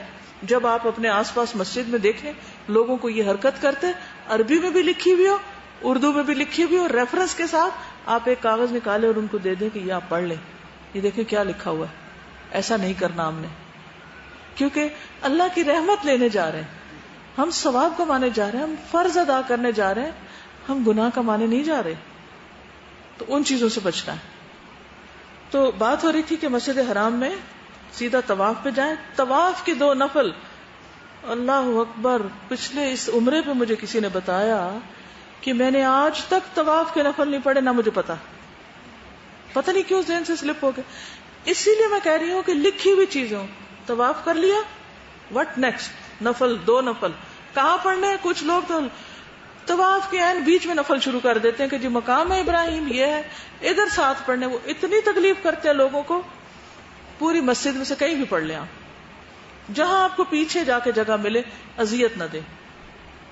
تو وہ طواف کے نفل بھی ضروری ہیں. پھر اسی طرح طواف کے دوران اپنی سہولت کے لیے آپ ایک میں استغفار کی کثرت کریں، دوسرے میں درود شریف، تیسرے میں کچھ جو دل میں دعائیں آئیں ان کو مانگے. پہلے سے تیاری کر کے جائیں کہ میں نے کون کون سی دعائیں وہاں مانگنی. اپنی زبان میں مانگے. دعا کی قبولیت صرف کتابیں پڑھنے سے نہیں ہوتی، دعا کی قبولیت دل سے اور اللہ کی طرف متوجہ ہو کے دعا مانگنے میں، اس کی طرف توجہ کریں. پھر اسی طرح کئی لوگ رکن یمانی کو حجر اسود سمجھ رہے ہوتے ہیں. ابھی کل ہی مجھے کسی نے بتایا کہ وہ حج پر گئی اور رکن یمانی کو بوسہ دیتی رہی اور ان کا یہ مطلب حجر اسود کو بوسہ دیں. تو بڑی حیران کہ بھئی اتنی مشکل سے لوگ حجر اسود، تو تم روز کہاں سے دے آتی ہو حجر اسود کو بوسہ؟ تو وہ رکن یمانی کو بوسہ دے رہی تھی. تو اس کا پتہ ہونا ضروری ہے. اس کو ہاتھ صرف لگایا جا سکتا ہے، اور وہ بھی یہ نہیں کہ مردوں کا ہاتھ لگا ہوا اور اوپر مردوں کے ہاتھ کے آپ بھی ہاتھ رکھ دیں، یا آپ لگا کے وہاں کھڑے ہو جائیں تو دوسرے مردوں کے ہاتھ اوپر آ جائیں. ان سب چیزوں سے پرہیز کریں. بس نظر ایک رکھیں، جہاں دیکھا کوئی تھوڑا سا موقع ہے تو جلدی سے ہاتھ لگا کے آگے چلنے کی کریں. کئی لوگوں کو طواف کا رخ نہیں پتا ہوتا، وہ الٹا طواف شروع کر دیتے ہیں، وہ بھی پتا ہونا چاہیے. تو اس لیے آپ کے گروپ میں جو ہوں یا یہاں سے جانے والے، ان کو یہ کتاب بھی پڑھائیں، تصویریں بھی دکھائیں، ایک ماڈل بنا کے اس میں کر کے بھی دکھائیں. وضو جیسے ہوتا ہے نا کہ اب صبح سے جمعے کے دن خاص طور پر لوگ بہت صبح جا کے بیٹھ جاتے ہیں مسجد میں. اب بعض لوگ بیمار ہوتے ہیں، نہیں وضو باقی رہتا یا کوئی وجہ ہو سکتی ہے، تو ایسی صورت میں اگر آپ نے چھوٹی سی بوٹل رکھی اور اپنا ہی تولیہ رکھا ہوا اسی کے اوپر ہی آپ چھوٹا موٹا کر رہے ہیں، تو تین دفعہ دھونا فرض نہیں ہے، ایک دفعہ میں بھی سب کچھ ہو جاتا ہے. ٹھیک ہے نا. پھر اسی طرح یہ ہے کہ طواف کی نیت کے کوئی الفاظ نہیں ہیں، اور حجر اسود میں دائیں ہاتھ سے ایک دفعہ بسم اللہ اللہ اکبر کہہ دینا کافی ہے، وہاں کھڑے ہو کے ہاتھ اٹھا کے. اچھا بعض لوگ اس دفعہ میں نے دیکھا دوسری طرف ہاتھ اٹھائے ہوئے، تو اگر کوئی ایسا کر رہا ہو تو اس کو پیار سے کندھے پہ ذرا سا ہاتھ کر کے اسے کہیں اس طرف، بس منہ سے نہ بولے، اشارہ کر دیں اس طرف، تاکہ ان کا بھی اچھی سے ہو جائے. پھر اسی طرح طواف کے نفل جو ہے حتیم میں نہ پڑے، اس کے باہر ہی پڑے. پھر اگر خصوصی طور پہ اگر یہ خیال رکھیں کہ مردوں کے بیچ میں نہیں جا کے گھس کے پڑے، بلکہ جو عورتوں کا حصہ ہے اس میں جا کے پڑے. پھر زمزم جو ہے، پہلے تو زمزم نیچے ہوتا تھا، خواتین نیچے اترتی تھی، اب وہ سب سلسلے بند ہیں. اب یا تو کولرز میں یا ایک دیوار کے ساتھ کچھ حصے پر، وہاں پر آپ پی کر پھر اس کے بعد آپ دعائیں مانگ کے پھر صفا کی طرف جائیں. اور یہ جو دعا نا اللہم انی اسألک علما نافعا، یہ حضرت ابن عباس کی دعا ہے. ضروری نہیں کہ یہی پڑھی جائے، اس کے علاوہ بھی دعائیں پڑھی جا سکتی ہیں. زمزم پینے کے بعد ملتزم سے چمٹ کر دعا مانگنا جو مستحب ہے، لیکن اگر موقع نہ ملے، اور خواتین کے لیے تو موقع ہے ہی کوئی نہیں ملتزم پہ جانے کا، تو مردوں کے بیچ میں جا کے نہ کھڑے ہوں. پھر اسی طرح صحیح میں کئی لوگ پورے 7 دفعہ گھوم کے 7 بناتے ہیں، جو 14 کو 7 سمجھتے.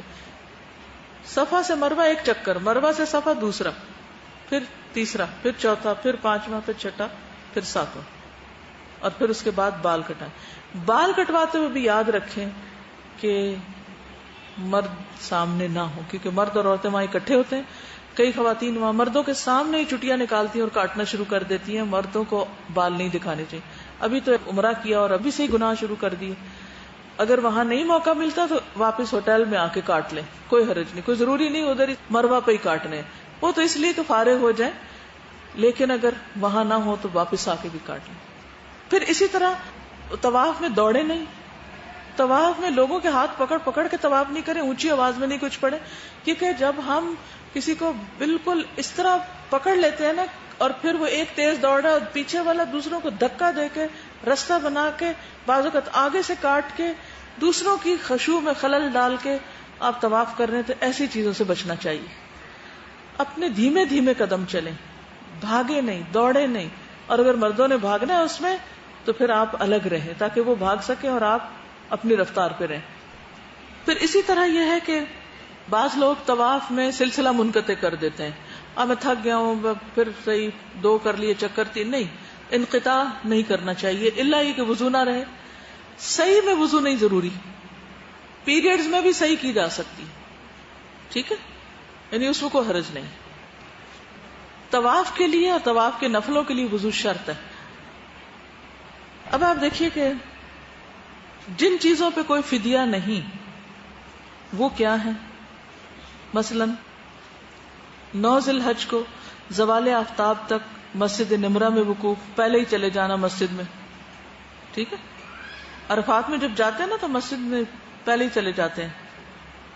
پھر اسی طرح 8 ذی الحج کا پورا دن منا میں قیام، عرفات میں جبل رحمت کے قریب وقوف کرنا. اگر کسی نے نہیں کیا تو اس میں کیا ہے، کچھ بھی نہیں. کھڑے ہو کر دعا کرنی چاہیے، اگر کوئی نہیں کر سکا، بیمار ہے، بیٹھ کے کیا ہے تو اس پر کوئی دم نہیں. پھر اسی طرح 9 ذی الحج کی رات مزدلفہ میں گزارنا سو کر گزارنا. اگر کوئی نہیں سویا تو دم نہیں, کیونکہ نبی صلی اللہ علیہ وسلم سوئے تھے اور سونا مسنون ہے. 10 کی صبح مشعر الحرام کے پاس کھڑے ہو کے دعا کرنا. اگر مشعر الحرام تک نہیں پہنچ پائے, جہاں بھی آپ کھڑے ہو گئے اس پہ کوئی دم نہیں. پھر وہیں سے جمرہ عقبہ کی رمی کے لیے کنکریاں چننا. اگر آپ وہاں سے نہیں چن سکے, کہیں اور سے آپ نے چن لی تو کوئی حرج نہیں, اس پہ دم نہیں. ٹھیک ہے.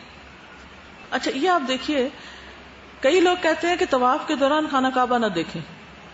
یہ کوئی ایسی ممانعت نہیں ہے. آپ کعبہ کو دیکھیں, آپ آسمان کو دیکھیں, آپ زمین کو دیکھیں, آپ جس مرضی کو دیکھیں, کسی چیز کی رکاوٹ نہیں ہے. طواف نمازی کی طرح صرف یہ کہ اس میں ضروری بات کی جا سکتی, لیکن بہت باتیں نہ کریں. اور کئی لوگ تو باقاعدہ موویاں بنا رہے ہوتے ہیں اور باتیں کر رہے ہوتے ہیں اور گھر میں بات کر رہے ہوتے ہیں. آپ کو پتہ ہے اس وقت میں طواف میں ہوں.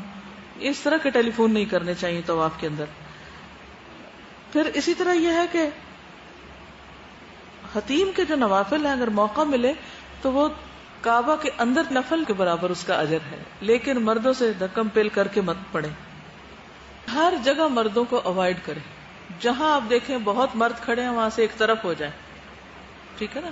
وہ کوئی ثواب نہیں کہ ان کے ساتھ مقابلہ بازی کر کے تو انسان حجر اسود تک پہنچے یا حتیم تک پہنچے. مدینہ میں کئی لوگ روزہ کی طرف منہ کر کے دعا مانگ رہے ہوتے ہیں. اس سے بچنا چاہیے, کیونکہ دعا صرف اللہ سے مانگی جا سکتی. ایاک نعبد و ایاک نستعین. اور اسی طرح مسجد نبوی کا بھی بہت احترام چاہیے. اونچی آواز میں باتیں کرنا, وہاں سو جانا, اور پھر اس کو ہوٹل کی طرح بنا لینا کہ کھا رہے ہیں پی رہے ہیں اور بالکل ایک تفریح گاہ بن گئی, یہ چیز نہیں. کبھی روزہ ہوتا ہے, وہاں افطار بھی لوگ کر رہے ہوتے ہیں, مگر اس میں بھی انسان ادب, احترام, وقار کو ملحوظ خاطر رکھتے ہوئے مختصراً یہ کام کرے اور عبادت پر فوکس ہو. جی آپ سوال کریے. اپنی ایک دل کے اندر ایک بات ہوتی ہے کہ آپ دوبارہ عمرہ کر لیتے ہیں. نہیں, دوبارہ کس لیے کریں گے؟ صرف ایک عمرہ. ایک عمرہ ہوتا ہے یہاں سے جاتے ہوئے, اور اگر آپ کو مدینہ جا کے دوبارہ کرنا ہے تو ذوالحلیفہ سے احرام باندھے, اس کے علاوہ کوئی عمرہ نہیں ہوتا. زیادہ سے زیادہ طواف کرنا چاہیے, نمازیں پڑھنی چاہیے, تلاوت کرنی چاہیے. عمرہ ایک ہی ہوتا ہے. یہی پوچھنا تھا کہ جیسے جاتی ہیں تو دوبارہ جا کے تو پھر وہ سفید رومال پہن کے آتی ہیں. عورت کے لیے سفید تو بچے تو بہتر ہے. کیوں؟ ایک تو یہ ہے کہ اس میں سی تھرو ہوتا ہے, نظر آتا ہے. دوسرا ایک بدعت بن گئی ہے کہ وہ سمجھتے ہیں حرام ہے ہی سفید لباس عورت کا بھی, اور اس میں کپڑوں سے اور شلوار سے اور ہر جگہ سے عورتیں ننگی ہو رہی ہوتی ہیں. یعنی کہ جیسے جائیں وہاں پر نفل پڑھ کے آ جائیں اور آ کے عمرہ یا ہے ہی نہیں کچھ ایسی کوئی چیز, کیوں جائیں؟ وہ حضرت عائشہ کے اس واقعے سے لیتے ہیں. اس میں آپ کو پتا ہے کہ حضرت عائشہ کا یہ ہوا تھا کہ جب آپ آئی تھی نبی صلی اللہ علیہ وسلم کے ساتھ تو سب نے تمتع کی نیت کی تھی, تو وہ عمرہ نہیں کر پائی تھی, اور سب لوگ عمرہ کر کے جا رہے تھے. تو وہ تو احرام پہن کے عمرے کی نیت کر کے انٹر ہوئی تھی اور عمرہ نہیں کر پائی تھی. تو اس وجہ سے آپ صلی اللہ علیہ وسلم نے ان کے لیے انتظار کیا اور کہا کہ آپ عمرہ کر لو اپنے بھائی کے ساتھ جا کر. مسجد عائشہ جس کو کہتے ہیں, وہاں سے جا کے انہوں نے پاک ہو کر دوبارہ احرام پہن کے کیا. لیکن یہ ان کے لیے ایک خصوصی صورت تھی, ورنہ تو سارے جتنے آپ کے ساتھ آئے تھے مدینہ سب چلے جاتے. کوئی دوسرا بندہ نہیں گیا اس میں, ناٹ اے سنگل پرسن, سوائے ان کے بھائی کے جو محرم کے طور پہ ساتھ گئے تھے. یعنی اگر یہ مسنون ہوتا اور ایسا کرنا درست ہوتا تو پھر تو وہ سارے کے سارے چلے جاتے کہ واہ ان کو موقع مل رہا ہے تو ہم بھی ذرا چلے جائیں ساتھ.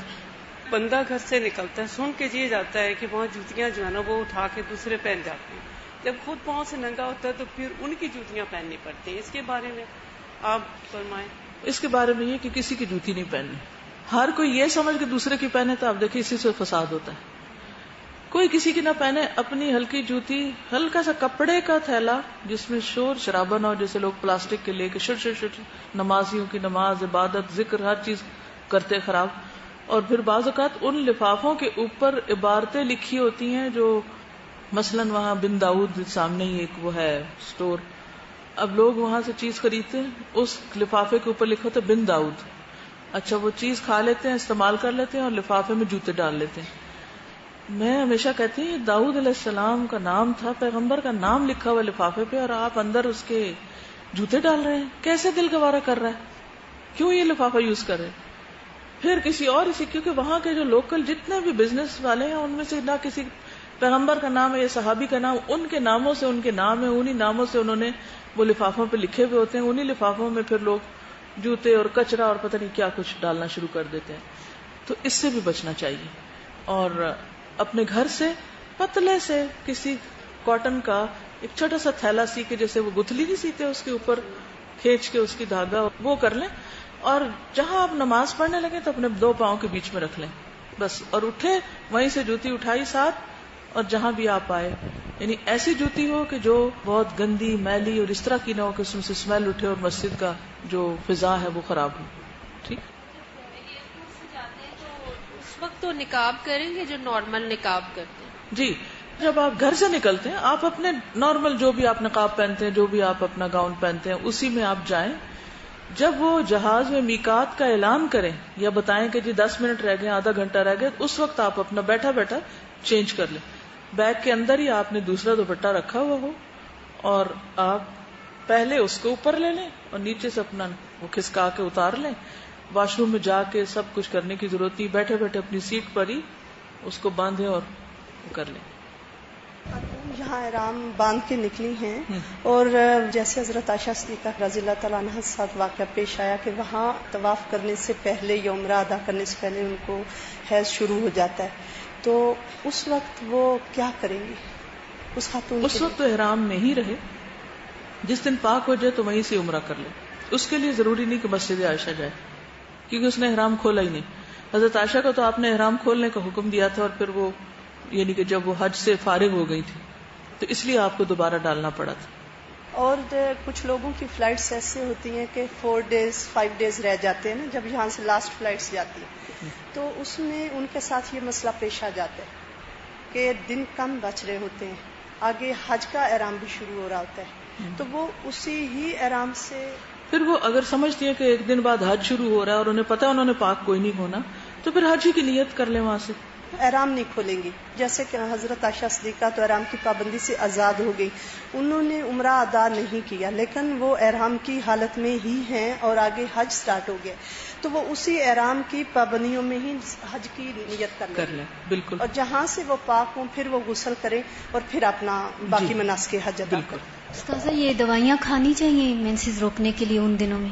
نہیں کھانی چاہیے، کیونکہ اس سے ایک جو فطری عمل ہے اس میں رکاوٹ آتی، بعد میں بھی کئی بیماریاں آتی، اور کئی لوگ دوائیاں بھی کھاتے ہیں، اسپاٹنگ بھی چل رہی ہوتی، وہ اتنے شک میں ہوتے ہیں، اور جو عمل شک میں کیا جائے وہ تو ویسے ہی نہ پتہ چلتا کیا نہ پتہ چلتا نہیں کیا. تو اس لیے بہتر ہے کہ ایسا کام نہ کیا جائے. حیض کی حالت میں جو ہے وہ عورت پھر کہاں پہ رہتی ہے؟ سب لوگ تو عبادت کر رہے ہیں، نمازیں پڑھیں، پورا حرم کا جو حصہ ہے وہ مسجد کا ہی حصہ ہے نا؟ نہیں، مسجد کے جو باہر کے حصے ہیں، صحن ہیں، وہاں جا کے بیٹھ جائے، تلاوت سنے جو نماز میں ہو رہی ہے، ذکر کرے، چاہے تو ہوٹل میں ہی رہ لے، اپنا ذکر کرتی رہے، کیونکہ سارا ہی حرم ہے. یعنی آپ کے ہوٹل جو ہیں خصوصاً جو قریب قریب کے ہیں وہ سارے حرم کے اندر ہیں. آپ بے شک نہ جائیں مسجد، ادھر ہی بیٹھ کے اپنا ذکر عبادت کرتے رہے. ایک چیز اور کہ اگر فرسٹ فلائٹ ہو واپس آنے کے لیے، ٹھیک ہے، اور پیریڈز بھی ہو گئے ہوں اور طواف زیارہ کے بغیر آپ رہ بھی نہیں سکتے، تو اس میں 2 رائے ہیں. ایک رائے تو یہ ہے کہ وہ فلائٹ کینسل کرے اور رکے اور پاک ہو کے کر کے آئے. لیکن اگر ممکن ہو، کیونکہ بعض اوقات ممکن بھی ہوتا ہے فلائٹ چینج ہو جاتی ہے یا کوئی، لیکن بعض علماء نے ساری صورتحال کو، جن میں بن باز ہیں، اس کو سامنے رکھ کے کہا ہے کہ عورت اپنے کپڑے پہن لے اور طواف کر لے، کیونکہ دوبارہ جانا اس کے لیے مشکل، کیونکہ طواف زیارہ کے بغیر تو حج نہیں ہوتا. تو انہوں نے ایک اجتہادی رائے اپنی ظاہر کی ہے. اگر کسی کا دل مانتا تو اس پر عمل کر لے، ورنہ دوبارہ حج پہ چلے جائے. کیا کیا جا سکتا؟ کچھ کیا نہیں جا سکتا. اللہ کو یہ منظور، نیت کا ثواب مل جائے گا اس کو، حج کا نہ ملا. میں یہ پوچھنا چاہتی تھی کہ اگر لا علمی کے اندر آپ سے کوئی اس طرح کی بھول چوک ہو جاتی ہے، اب جیسے آپ نے کہا ہے کہ نقاب کے اندر کچھ نہ کچھ ڈفرینس ہونا چاہیے، اس کے علاوہ بھی بہت سے فقہی پوائنٹس ہیں جو کہ کسی نہ کسی سے مس ہو سکتے ہیں، تو اس صورت میں دوبارہ حج کرنا میرا نہیں خیال کہ اتنا زیادہ پریکٹیکل ہے ہر ایک کے لیے. مطلب کیا اس میں کوئی گنجائش ہے کہ توبہ استغفار بعد میں آ کے انسان کرے تو اس کی کمپنسیشن ہو اس جاتی میں دو چیزیں ہیں. ایک چیز یہ ہے وہم جس کا کوئی علاج نہیں. وہ دوبارہ بھی گئے, انہوں نے پھر بھی وہی سوچ لے کے واپس آنا ہے, ٹھیک ہے نا. جانا ممکن نہیں ہوتا, لیکن اگر ان کو پھر موقع مل بھی گیا نا, انہوں نے وہی غلطیاں پھر ریپیٹ کرنی یا کوئی اور کر کے آ جائیں گے, پھر شک کے ساتھ واپس آئیں گے. اس لیے یقینی علم ہونا چاہیے کہ جس کو آپ غلطی کہہ رہے ہیں کیا وہ غلطی ہے بھی. کیونکہ بہت سے لوگ مثلاً کنگھی نہیں کرتے, کیا پتا بال ٹوٹ جائیں. بھئی آپ کھینچ کھینچ کے نہ کریں, لیکن اگر جیسے مرد حضرات ہیں وہ کنگھی کرتے ہیں تو لازمی تو نہیں بال ٹوٹتے, اور کچھ بال تو آپ کے توڑے بغیر خود ٹوٹتے ہیں. اب لوگ اگر خود بال ٹوٹ کے بھی گر گیا نا یہاں کہیں, اس پہ بھی شک میں پڑ جائیں گے اور دم دینے کا کہیں گے, یا کہیں گے ہمارا حج نہیں ہوا. ایسا کچھ نہیں ہے. ہمارا دین بہت سمپل فطری دین ہے, انسان کی مجبوریوں اور ضروریات کو سمجھتا ہے. اس میں ایک چیز جان بوجھ کے کرنا اور ایک چیز ہو جانا. جو ہو جاتی ہیں وہ بھی دو وجہ سے ہوتی ہیں. ایک تو یہ ہے کہ آپ نے کیا نہیں اور آپ کو پتا ہے یہ کرنا بھی نہیں, لیکن وہ سم ہاؤ ہو گئی. اور ایک یہ ہے کہ لا علمی اور نادانی میں ہونا. لا علمی کا تو علاج علم ہے کہ آپ معلوم کر لیں پہلے سے سب کچھ, لیکن اگر پھر بھی علم نہیں اور ہو گیا تو اللہ تعالیٰ معاف کرنے والا ہے. تو شک نہیں کریں ہر چیز میں, کیونکہ جو شک والی کیفیت ہے وہ عبادت کی لذت اور روح کو ختم کر دیتی ہے. اسی لیے میں نے شروع میں بہت زیادہ اس بات پہ اسٹریس کیا کہ حج میں فرائض کیا ہیں, ارکان کیا ہیں, اس کے واجبات کیا ہیں, مکروہات کیا ہیں, اور جائز امور کون سے ہیں.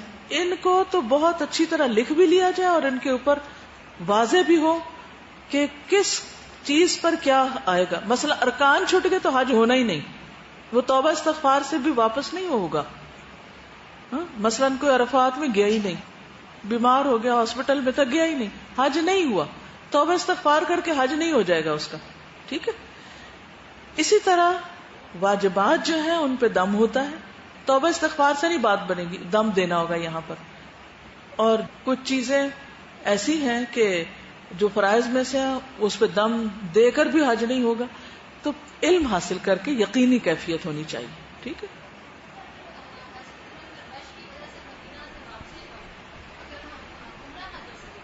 کوئی بات نہیں, کئی لوگ مدینہ سے واپسی پر رش سے بچنے کے لیے یا بعض اوقات اکوموڈیشن ایسی جگہ وہ دے دیتے ہیں کہ آپ کو حرم لے جاتے ہی نہیں ہے, اور وہاں سے پھر آپ کو عرفات وغیرہ لے جاتے ہیں, منی لے جاتے ہیں.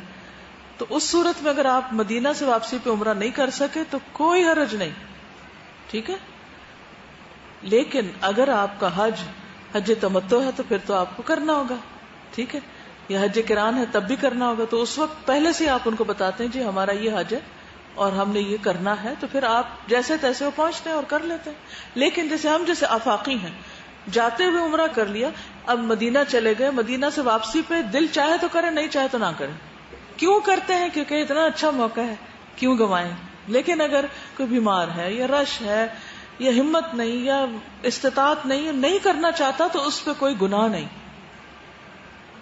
یہ حج تمتع کی وجہ سے ان کو ہر صورت حج سے پہلے عمرہ کرنا ضروری ہے.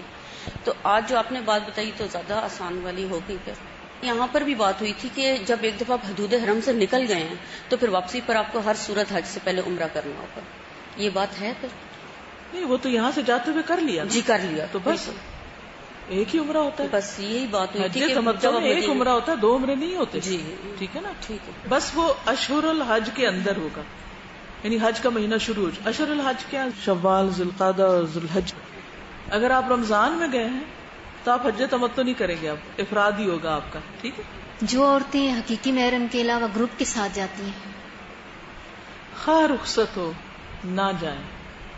بہت سنسیئر مشورہ ہے, اس رخصت سے بھی فائدہ نہ اٹھائیں, کیونکہ حج کا سفر ایک کافی مشکل سفر ہے. اور ینگ لڑکیوں کو تو بالکل ہی نہیں جانا چاہیے محرم کے بغیر, اور جو بوڑھی ہیں ان کو اس لیے نہیں جانا چاہیے کہ ان کو کون سنبھالے گا. لوگ اپنے آپ کو سنبھالیں یا بوڑھوں کو سنبھالیں. جی ہوٹل وغیرہ میں جہاں حرم ہے وہیں رہیں, تو آپ وغیرہ کے لیے نہ جائیں. تو دل بہت چاہتا ہے کہ اتنے نزدیک گئے ہیں, تو پھر اتنے رش ایسے اوقات میں جس میں سمجھے کہ نسبتاً رش کم ہے, جسے رات کا مڈل ہوتا ہے, تو اس میں پھر بھی گنجائش نہیں کرتی. لیکن اگر نہ بھی جا سکے اس لیے نہ جائیں کہ ہائے ہم سے نہیں جایا جاتا, تھکے ہوئے ہیں, دل نہیں چاہ, نو. لیکن اگر آپ یہ کہتے ہیں کہ وہاں جا کر اتنا مردوں کے ساتھ گتھم گتھا ہو رہے ہیں, اور خاص طور پر حجر اسود کے وقت اسے اوائڈ کریں. اور نمازوں کا ثواب انشاءاللہ آپ کو وہاں بھی اتنا مل جائے گا کیونکہ وہ حرم کے اندر ہیں, کیونکہ حرم میں نماز کا جو اجر ہے وہ 1,00,000 ہے. حج بدل کر سکتے ہیں. حج بدل ہوتا ہی اس کے لیے ہے جو اپنا کر چکا ہو اور دوسرے کا کرنا چاہے تو وہ کر سکتا ہے. اب آپ دیکھیے, جی سوال کیجیے. یہ جو ابھی آپ نے کہا نا کہ ایک آپشن یہ ہے کہ حائضہ وہ کر سکتی ہیں طواف زیارہ, تو اس کے اوپر دم بھی دینا ہوگا کیا؟ اونٹ کی قربانی ہے اس پر.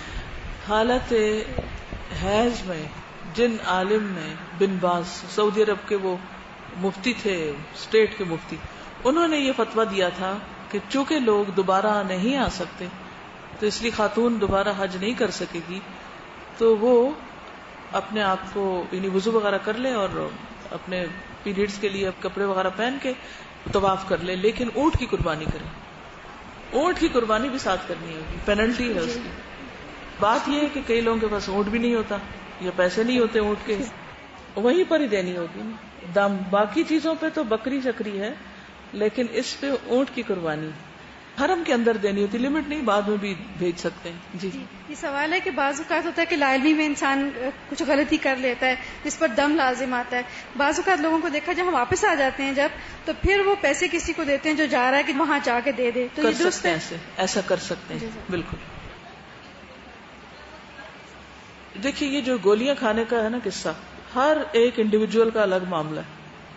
کچھ لوگ کھانے کے باوجود بھی ان کے نہیں پیریڈز رکتے, اور ڈاکٹر کو کنسلٹ کیے بغیر وہ نہ لیں کیونکہ ان کے سائیڈ ایفیکٹس بھی ہوتے ہیں, اور کئی اور چیزیں بھی ہیں. تو اگر ہے ہی اس کے پاس 8 دن مثلا, اور اس کو پتا ہے کہ اگر وہ یہ ٹیبلٹس لے لے گی اور پیریڈز باقی رک جائیں گے, اور کیونکہ کئی لوگ اور بیماریوں کے لیے بھی وہ لیتے رہتے ہیں, تو اس صورت میں وہ اپنے ڈاکٹر سے کنسلٹ کر کے صحیح طور پر مشورہ کر لیں.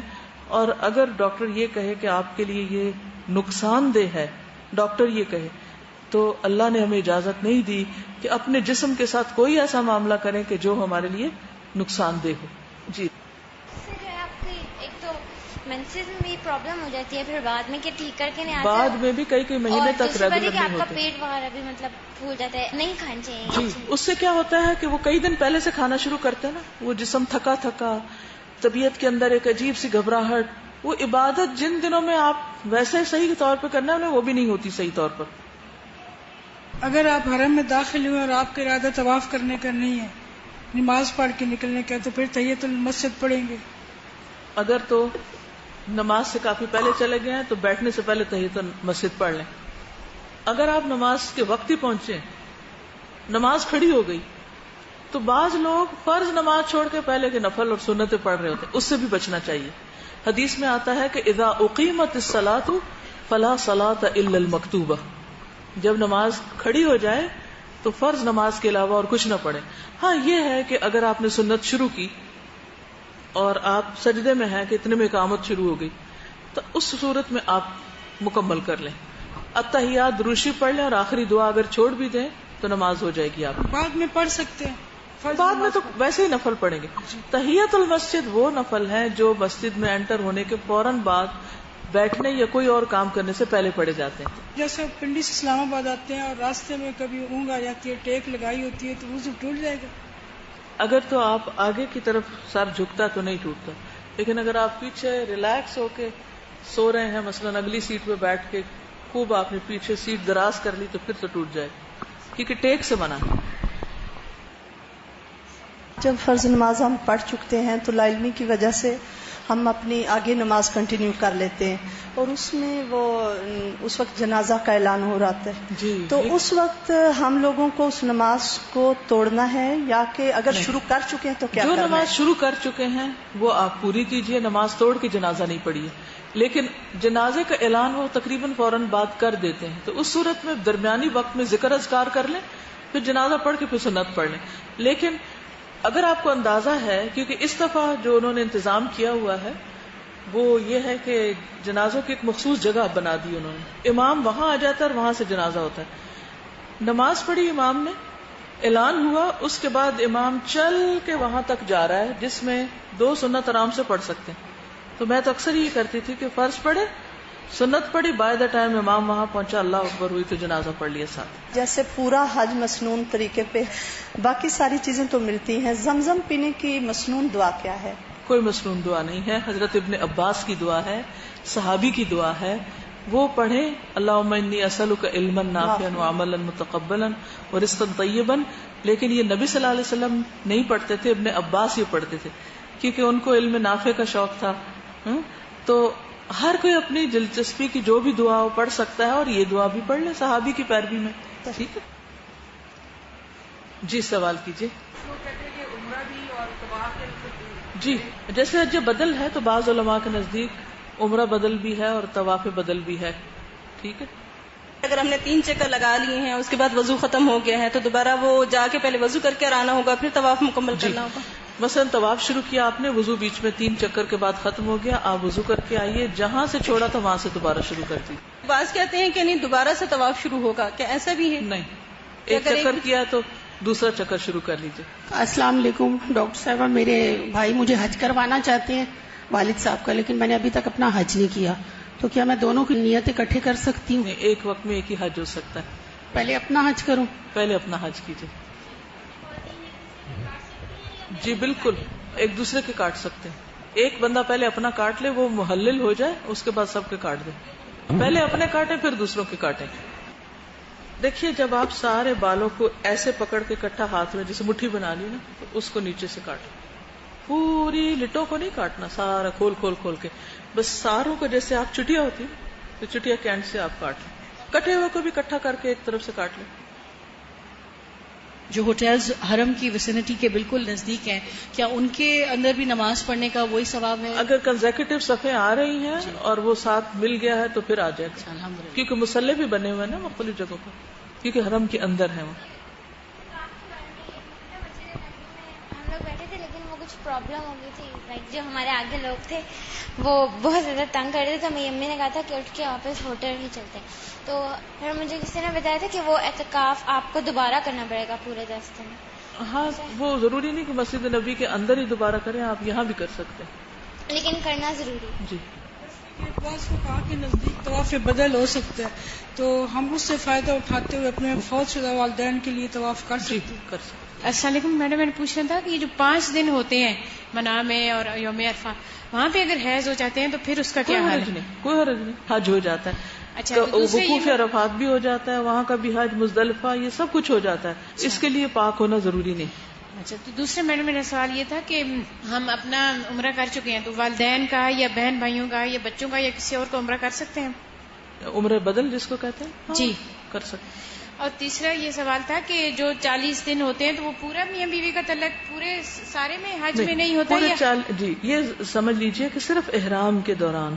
احرام کب ہوتا ہے؟ جب یہاں سے آپ نے میقات سے احرام کی نیت کی, اور جب آپ نے بال کاٹ لیے تو اب شوہر بیوی ایک دوسرے پہ حلال ہو گئے. اس کے بعد دوبارہ آپ احرام میں 8 تاریخ کو, احرام کے دنوں میں یہ, جی صرف احرام کے دنوں میں. اور کسی کا دوسرے کا طواف کر سکتے ہیں یا صرف اپنا ہی طواف کر سکتے ہیں؟ ایک رائے کے مطابق طواف بدل ہو سکتا ہے. اگر کوئی دلیل مانگے تو کیا دیں؟ جو علماء یہ کہتے ہیں وہ کہتے ہیں کہ حج بدل ہو سکتا ہے تو عمرہ بدل بھی, بلکہ حرم کے پاس وہ فارم آپ کو دیتے ہیں کہ اگر آپ نے عمرہ بدل کروانا ہے تو اس کے لیے آپ اتنی پیمنٹ کر دیں, تو وہ کسی سے کروا دیتے ہیں. تو اگر حج ہو سکتا ہے, عمرہ ہو سکتا ہے, تو پھر طواف بھی ہو سکتا ہے, اس پہ قیاس کرتے ہوئے. جی, حج بدل کی کوئی دلیل ہے کہ نبی صلی اللہ علیہ وسلم کے زمانے میں کسی نے؟ اس میں دلیل ہے, وہ حدیث میں آتا ہے کہ آپ صلی اللہ علیہ وسلم جب حج کا وہ نیت باندھ رہے تھے تو ایک شخص نے کہا لبیک عن شبرمہ, تو آپ نے فرمایا شبرمہ کون ہے, تم اس کی طرف سے حج کر رہے ہو؟ تو اس نے کہا ہاں میرا بھائی ہے. آپ نے فرمایا تم نے خود حج کر لیا؟ اس نے کہا نہیں. آپ نے فرمایا پہلے اپنا حج کرو اور پھر اس کی طرف سے. ایک اور عورت نے کہا کہ میرا باپ بوڑھا ہو چکا ہے, وہ سواری پہ بیٹھنے کے قابل نہیں, تو کیا میں اس کی طرف سے حج کر سکتی؟ تو اس کی بھی اجازت دی آپ نے. ٹھیک ہے, احرام کی حالت میں خواتین ہلکی پھلکی کنگھی کر سکتی ہیں کہ کر سکتی ہیں, کپڑے چینج کر سکتے ہیں. طواف کر کے زیادہ کو ثواب پہنچایا جا سکتا ہے کہ نہیں؟ دیکھیے طواف کر کے سب کے لیے دعائیں جو مانگیں گے وہ سب کو فائدہ دیں گی. ٹھیک ہے, چلیے اجازت چاہتی ہوں. السلام علیکم ورحمۃ اللہ وبرکاتہ.